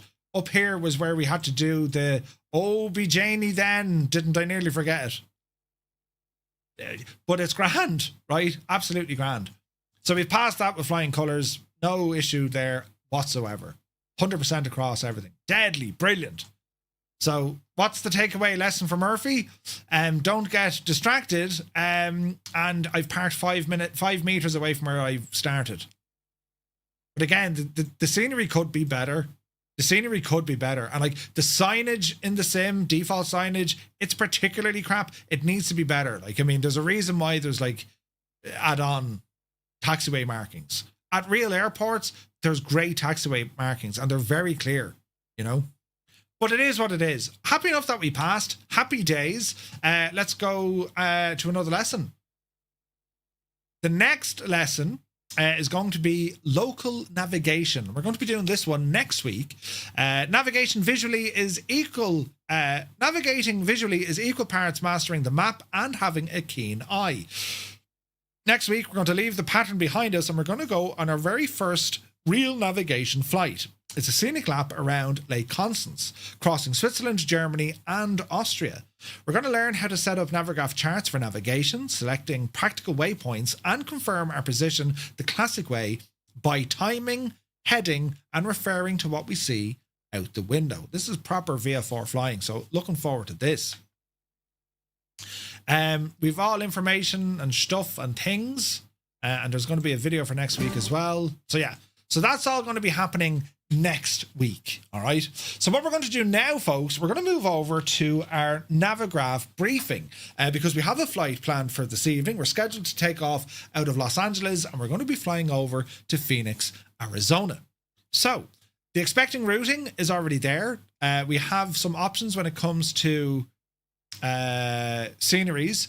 I'm using Inibil's LA. I'm using Phoenix from BM World. Right.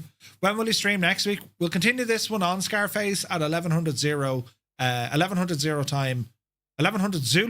English is hard. Next Thursday. Every Thursday we do these pilot training streams. So I hope you like them. And every Thursday we will be here a live stream. Bangs, good to see you. Virtual pilot, Microsoft need to get 100% dude. 100%. But anyway, they'll get there. It's time to leave Los Angeles. We've trod the walk of fame and seen the Hollywood sign. Now we're heading to Phoenix, Arizona. Phoenix Sky Harbor International, Arizona's busiest airport. It's also a key hub for domestic flights across the western United States. Surrounded by desert terrain and often hot, dry conditions, it's well known for smooth operations and clear weather flying. KPHX is nicknamed America's friendliest airport and was one of the first major US airports to offer a free, fully accessible, automated people mover system connecting terminals and parking. Ooh. Right, so let's go in and look at our sim brief planage. And as I say, the aircraft we're using tonight is that of the PMDG 737. So we'll select this gadget from here. 800 series aircraft. And we'll go to the Praetor edition. So block time is giving us 1 hour and 30. Departure at the moment out of LA is 25 right. Arrival is runway 08. We're on the DOTS 2 departure with the Hydra 1 arrival. Okay. So let's go ahead and generate all of that. While we're here, it's time to look at the weather. So what's happening this evening over this neck of the woods? So temperature. Los Angeles at the moment is 15 degrees.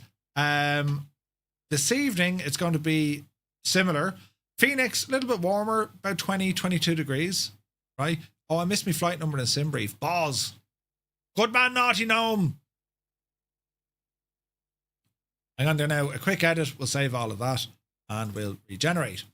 So temperature's good. Wind, at the moment, relatively calm at ground level, 1 or 2 knots. Phoenix, a little bit windier. Let's go 10 o'clock when we get up there. It's going to be relatively calm. 3 or 4 knots. The wind, it's so very gentle. It's kind of doing mad stuff here because you have mountains. It's southerly. So the wind is blowing north. This is the stuff we wanted to be careful of. And that's the stuff hitting Texas. Because that'll get fierce interesting later on. But anyway, that's the wind speed at ground level. At cruise level, we're going to get a tailwind. We just will. So we're expecting a bit of a tailwind for this flight in the region of about 50 to 60 knots. All right. What about the sky conditions? So let's look at cloud. So come 8 o'clock tonight, it's going to be overcast in Los Angeles, but there is a weird bit of a clearing in and around Phoenix. As time progresses, we could be lucky. We could be lucky. Right, kind of slow. Good to see you. I found you the other day after some video. I like your approach to guiding and explanations. Well, thank you very much. Very kind of you. Cheers, buddy. He'd be flying the wrong direction if not. Wait, what? He'll be fine. So yeah, Phoenix looks like it's going to be kind of clear later on. Ish, right? It'll be cloudy until we get there. What about precip? This is the important bit. Is there going to be rain? So in LA, most likely, yes. There's a band of rain going across LA, and there's actually snow further north of that, which is shocking. Over to Phoenix, though, there's no precip expected. So I think we're looking good. The weather over the next few days, that's this mad band coming across, but it's not going to affect us. All right. So I'm happy enough with the winds. I'm happy enough with the sky conditions, the cloud and precip. Relatively nothing major going on with the weather, although it will be cloudy. Stefan, good to see you. This is called Vent You Sky. VentUSky.com, great website. They're similar to like the Windy app and all this. I find Vent You Sky incredibly accurate. You know, especially for Ireland. I don't know what it's like worldwide, but in Ireland, it's bang on, right? Right. So, SimBrief planning, that's done. Or weather briefing, that's done. We're going to move this guy over and we're now going to go in and test some scenery. And we're also going to make sure our connection to the VATSIM network is working. So over to LA and our departure that they were saying while we're waiting. We will import the flight from SimBrief into our charts. LA to Phoenix. I was in Phoenix before. 25 right is our departure. So we're just here. Bearing in mind, we parked down here the last day down at cargo. So that's where we're going to start from. And we'll load into the sim. Real time. It's like 5 in the morning. Yeah, we'll load in and see what happens. It's IF4 conditions here because it's raining. Well, there is rain here and it's also cloudy. So we'll see what happens. Right? Now, once this loads up, there's other things we need to be setting up because, well, we have all our wing gear, all this wind control gear in front of us, right? So we'll see what the crack is here now once she loads up. LAX is just heavy on machines, man. It just is. Easy now, Jemima. Now, our situation should improve when we get down to Phoenix. But even landing in here the other night, it was like, you know, not great on performance. You know what I mean? So let me see. Let's fire up our SimApp Pro stuff because I want to use this evening.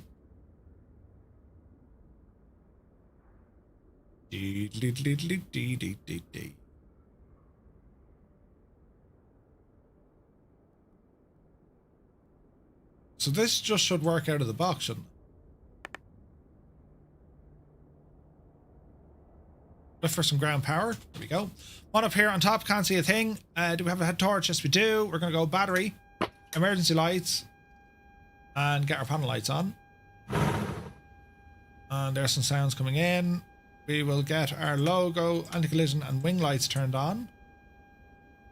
We could probably turn on our dome light here as well. Ground power, go ahead and turn on. Lovely.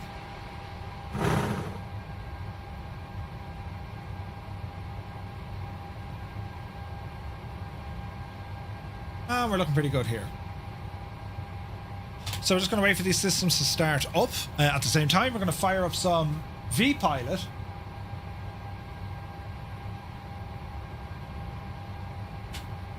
I'm going to do the same over here. It's never great stuck behind Murph. No. Keep me far out of the way. Right, scanning for models. That's all done. We're going to connect to the VATSIM network. Not connected. Now we're connected. And we're connected. Good stuff. We're going to wait for other aircraft to appear. Yeah, the sim really struggles here. Let's get our speed up here so we can move around. So we're looking for other aircraft. Do we have any? Yeah, there's an aircraft over there. I imagine that's Sundammer. Okay, so we'll jump in and test our radios. So we want CTAF, not CTAF ALAX.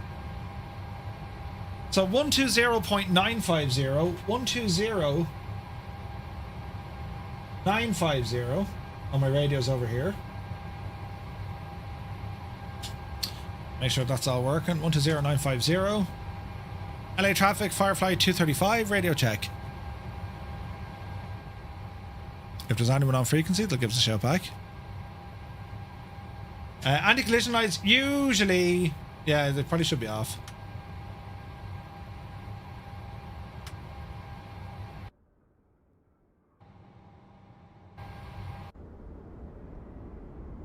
I wonder if Sunjammer on the gadget. Are you on ATC? LA traffic, Firefly 235, radio check. Do.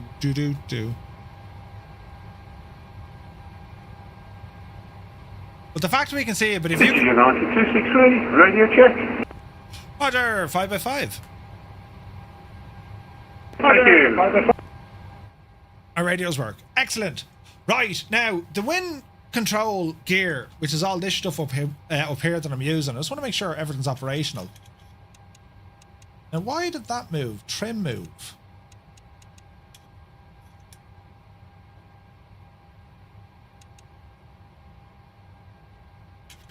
Ah, that's why it moved. Okay.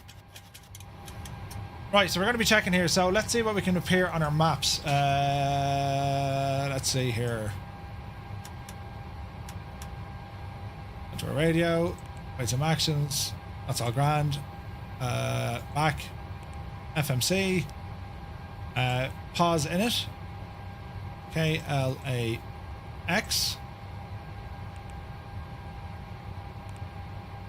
IRS, direct from the GPS, force it in, route page, request the flight plan, and now we should be able to see all of this. Now, wasn't there, didn't we say, was it chase plane we wanted to turn off for this pop-out window management thingy? So, let's see. We'll disable chase plane for a second.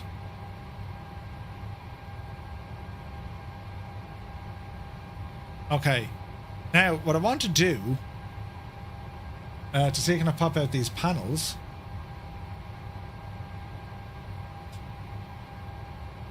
It's fine with chase plane. You get CTDs with reshade. Oh, okay, okay.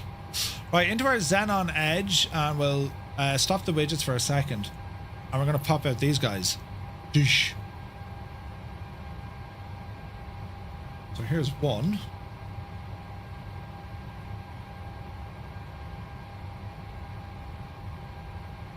And here's two.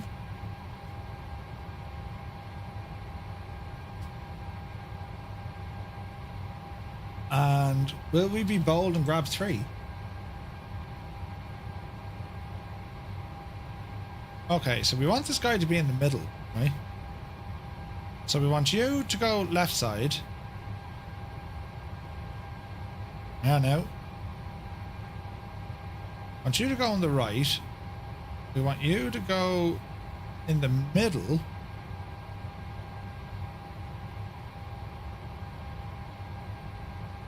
And we want you to go on the left. Okay, that did not work.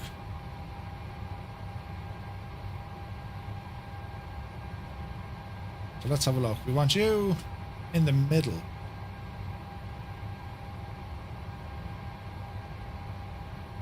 Do we need him in the middle? No, we'll just use these two guys.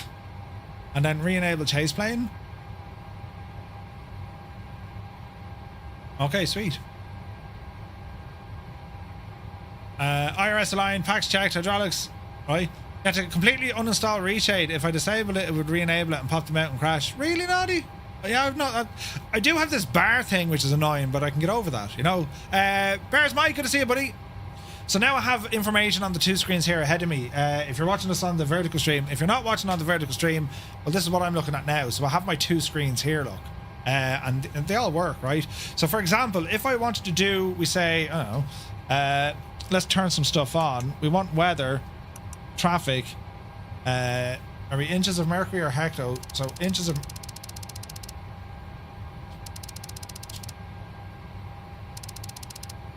Okay, that's an issue. That works.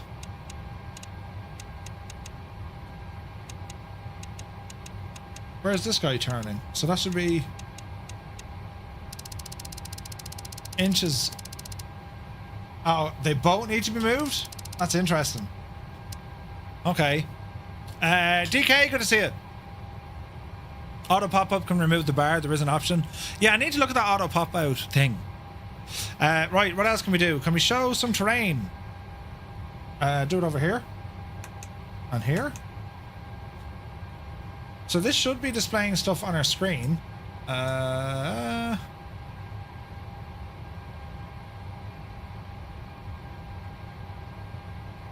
should be working. What else can we do? So speed, heading, alt, V speed. Okay, that won't work. Grand. Flight directors 1 and 2. Forgot them the last stage, remember? Auto throttle. Engage and disengage. That's working. It's deadly, isn't it? That's what was crashing with reshade, not the manually popping it out. Ah, very good. Okay, okay. So yeah, it was crashing with reshade. Okay, makes sense. Autopilot engage. That'd be LNAV. Command 1, disengage.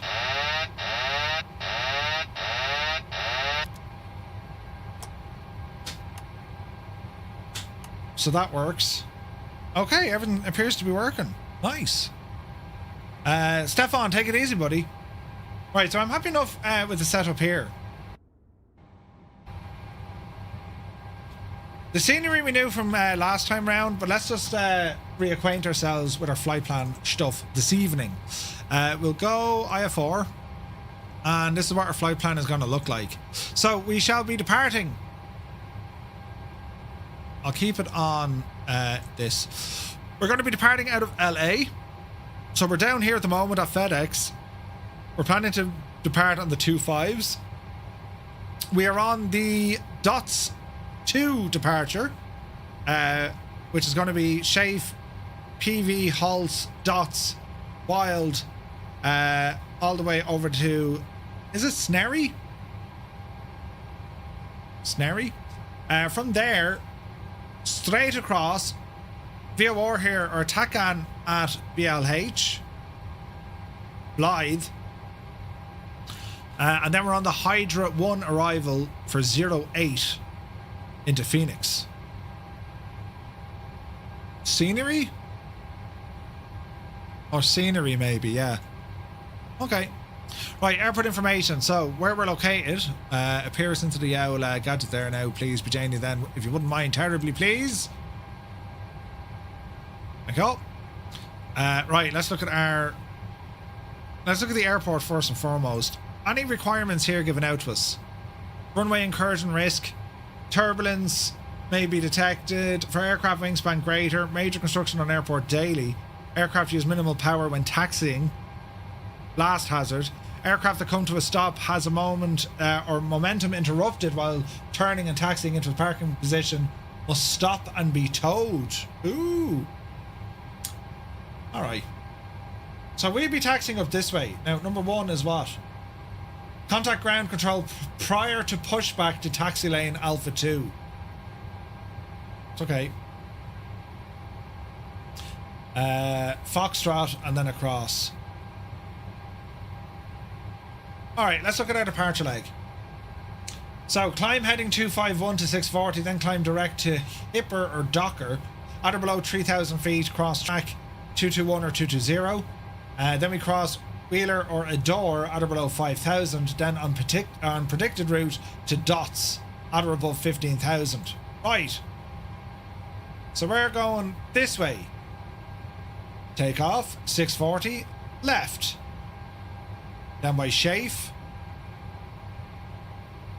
Heavy, Pulse, Dots, and then Wild, Castaway, and Scenery. Fairly straightforward. Climb via the SID. Right? Okay, our en route section is pretty basic. We got some nice views for sure, though. The Eagle Mountains and stuff. Yeah, this is going to be nice. Okay, our arrival. So, let me see. We're coming in from our last waypoint here. Blythe, Skull, Swoon. There's Skull. There's the VOR Blythe. So at Skull we need to be at 280 knots, flight level 250, fixed altitude, not below 24,000 feet, and then we're on the way in. Once we get to Hydra, it's going to be between 190 and 15,000 at 265 knots. There's a hold here. Then we're heading in this way. Jamal, Fowley and Balt. So runway 8 from Gila, which is here, on track 054 to Punt, which is there. So we're going up this way, right? We're going up the northern way, right? On this wave, good to see you. Then on track to Tech, Tesla, and then on to Falgo, and then Kagor at 5,000 to Jamil. Once we get to Jamil, expect ILS runway 8 approach or radar vectors to final approach. So that's pretty much good. If we're going to do if we're going to go straight in ILS 08, let's plan that. Which will be here. That's very nice and tidy. That's straight to Jamil and then straight in for a 08. Okay, let's have a look at the ILS. So, informatione, we can see Phoenix approach, tower and ground, the localizer, our final approach course, airport elevation, decision altitude, missed approach, climb to 3,000, then climbing left, turn to 5,000 feet on a heading of 280 outbound on the Phoenix VOR radial 336 to Avent. 15.9 miles out and hold. So we're flying in, we go missed, climb 3,000, As we get to 5,000, turn left heading 280, which is this maneuver here, look. See this guy here? And then we intercept the radial 336 degrees until we get up to the Deer Valley, Phoenix Deer Valley, and hold. Fairly straightforward. Glide slope coming in is going to be a 3 degree. The poppy lights. Missed approach, climb to tree, left turn of 5,000, up to 280, and then on the radial 33. Inbound 115, outbound 336. ILS or ILS grand, and then decision height. Localizer glide slope out, or the ILS, it's going to be 250. Okay. When we land 08, what do we have? So we're cargo. We want to get over to the cargo stand. Now you have south cargo, you have eastbound FBOs, we've west cargo.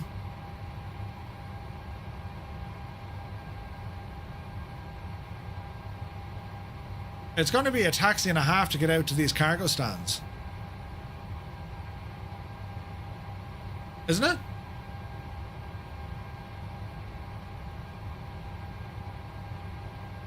Your decision altitude is 1368. Your decision height is 250. Malky. It is an either or, yeah? Decision height 250. Decision altitude 1368. Airport elevation. Airport elevation is 1135. 1135 plus your 250 gives you 1368. But I'll always go by decision height. Usually that's what I put in. Decision altitude you can of course put in, but I'll always go decision height. So basically 250 feet above ground level is your minimum. Standard approach uses decision altitude. Does it? Same thing though. Or is it? It is the same thing. It's altitude above the elevated... it's altitude above the airport elevation. That's usually what I go on. But either or, it can be 1368 for altitude, or it can be 250 for decision height. Decision height is normally used for low vis approaches. But it's the same reading. As in, you're either going to be at 1,368 feet indicated, right, based on Barrow, or you're going to be 250 above ground level. Okie dokie. So our next little mission is to load in to Phoenix and check out the scenery, because I need to see where we can actually park, right? So aircraft works, sim works, buttons work, right? So if I exit this, end flight, the screens disappear, and we're going to load into Phoenix, which is all the way over here. So Phoenix Sky Harbor, let's have a look. So we want to be, here's the cargo down here.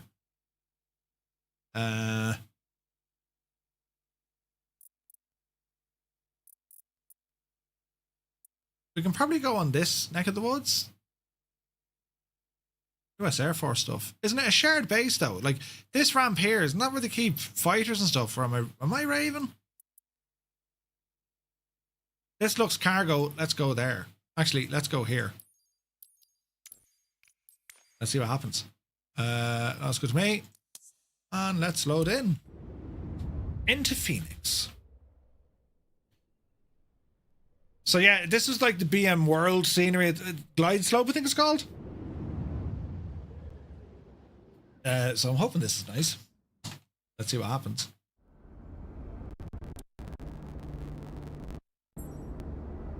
Weird sound stuff. Need to set parking brakes to request grounds. Yes, Jemima. Now. Okay, aircraft's loaded. Now, them screens won't come back on. I think I need to use that app, lads, isn't it? The screen something. But if I use that app and I'm using Reshade, that could shag the whole thing up for me. So maybe I won't do that. Battery, lights, ground power. Alright. We'll let those systems warm up. Let's go check out the airport, shall we? So we're going to be coming in from runway 8. Here's runway 8. Let's just go and move around Phoenix here for a minute. Without it, you manually pop out the screens each time. Yeah. Okay. It may remember where the last were, but may not. Okay, so we're going to try and load in some of this photogrammetry so we try to avoid any stutters and stuff later on. Look at the mountains around Phoenix. Isn't it gorgeous? Phoenix is absolutely gorgeous, lads. Okay, so our landing is going to be runway 08. So let's have a look at the airport, get an idea of what's going to happen. Big stadium, look. Chase Field. Nice. Right. So we've briefed the weather, we've checked the aircraft, we've loaded in the sceneries, we've connected to VATSIM. So that's what we do on these Thursday VATSIM briefings. So just make sure we've forward planned what we're planning. We forward planned what we're going to be doing. Alright. So there's no access over to the left hand side, everything's over on our right. And from here we have terminals. Different passenger ones. We do have something down here now. American Airlines. So, maintenance facility perhaps? Maybe. Here's our terminals. They do have interiors. Interesting.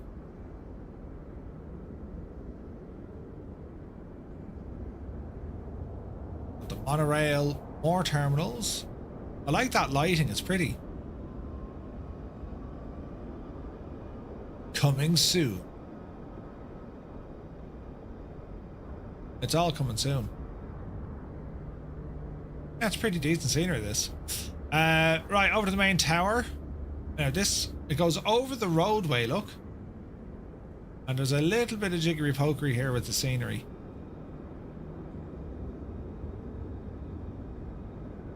There's a tower. There's a huge tower, isn't it?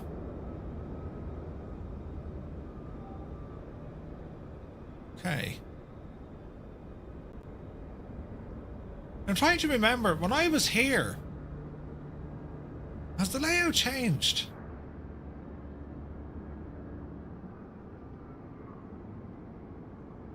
Ah, yeah. So we landed, went in this way, then I had to walk down the way to like B54 or something. There D. There C. Maybe it was D. Yeah, I remember walking through here. Yeah, that's familiar. Alright, okay. Right, so cargo then. Northland Air, good to see you. Rented yourself a convertible Mustang at this airport. No way. So if we're looking for cargo and stuff, we could use this neck of the woods. This is cargo, right? Or we can go ahead and use the south ramp for east and west cargo. Swift Aviation. Who else is here? Cutter. That's an FBO, I'd say, is it?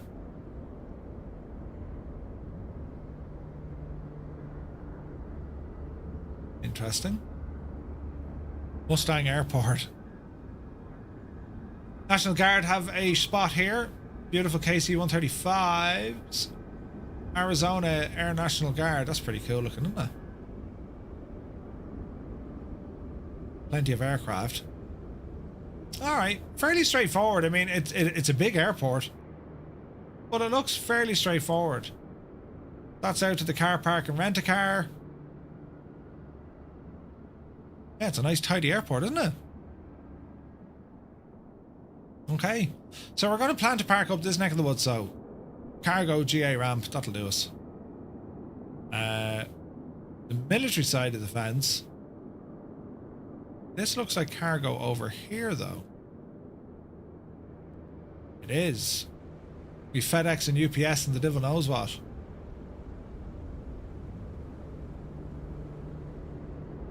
Okay. It can be either or. That's much smaller in here. We'll aim for up here. Here, this will be fine.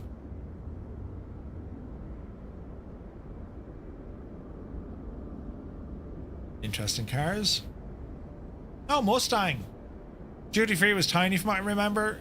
Ooh. Okay, so the scenery's loading. Good performance. No major problems. I'm happy enough with that. Phoenix, Arizona, Yankee. Phoenix, Arizona. Okay, so I don't think it'll remember me screen, so try it. Yeah, it does. Or at least it remembered them in this session, but it didn't remember where to put them.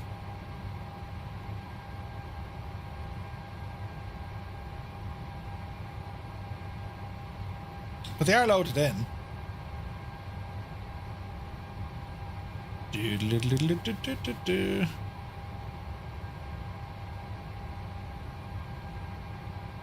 Okay. Okay, so our screens are there, which is handy, and then we can go weather if we need it. Yeah. That will work. That will absolutely work. Happy days. Right, that is us done for this afternoon's stream, friends. We've done a briefing, we've checked the weather, checked the airport, checked our scenery, we're able to connect to VATSIM, we reviewed our flight, most importantly checked our departure and arrival and our missed approach. So I'm fairly happy doing what we're doing now this evening. Tonight we're going to be flying this at 2000 Zulu time, live, and we're going to be on the VATSIM network doing it, which is going to be a lot of fun. Looking forward to it. Toto says he's going to try this with saying intentions tonight. Brilliant. Brilliant. That's what you want to be doing, man. That's what we want to do. So, lads, that's the story now. I want to thank you all so very much indeed for tuning in to today's stream, our pilot training. And as I say, every Thursday we'll do this. So we'll continue on with the Navigraph stuff, and then we'll be going into more... we'll start an ATC stuff and all that jazz later on, do you know. But have an awesome rest of your day. We're back to you in about 5.5 hours time, and well, it's all ready to go for tonight's flight. So thank you so much indeed for watching, and we'll see you later.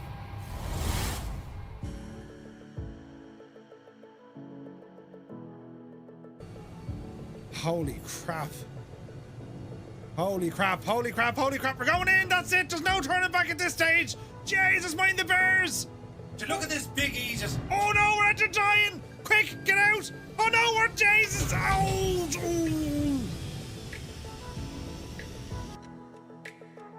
Where you can enjoy complimentary deluxe continental breakfast daily with afternoon hors d'oeuvres and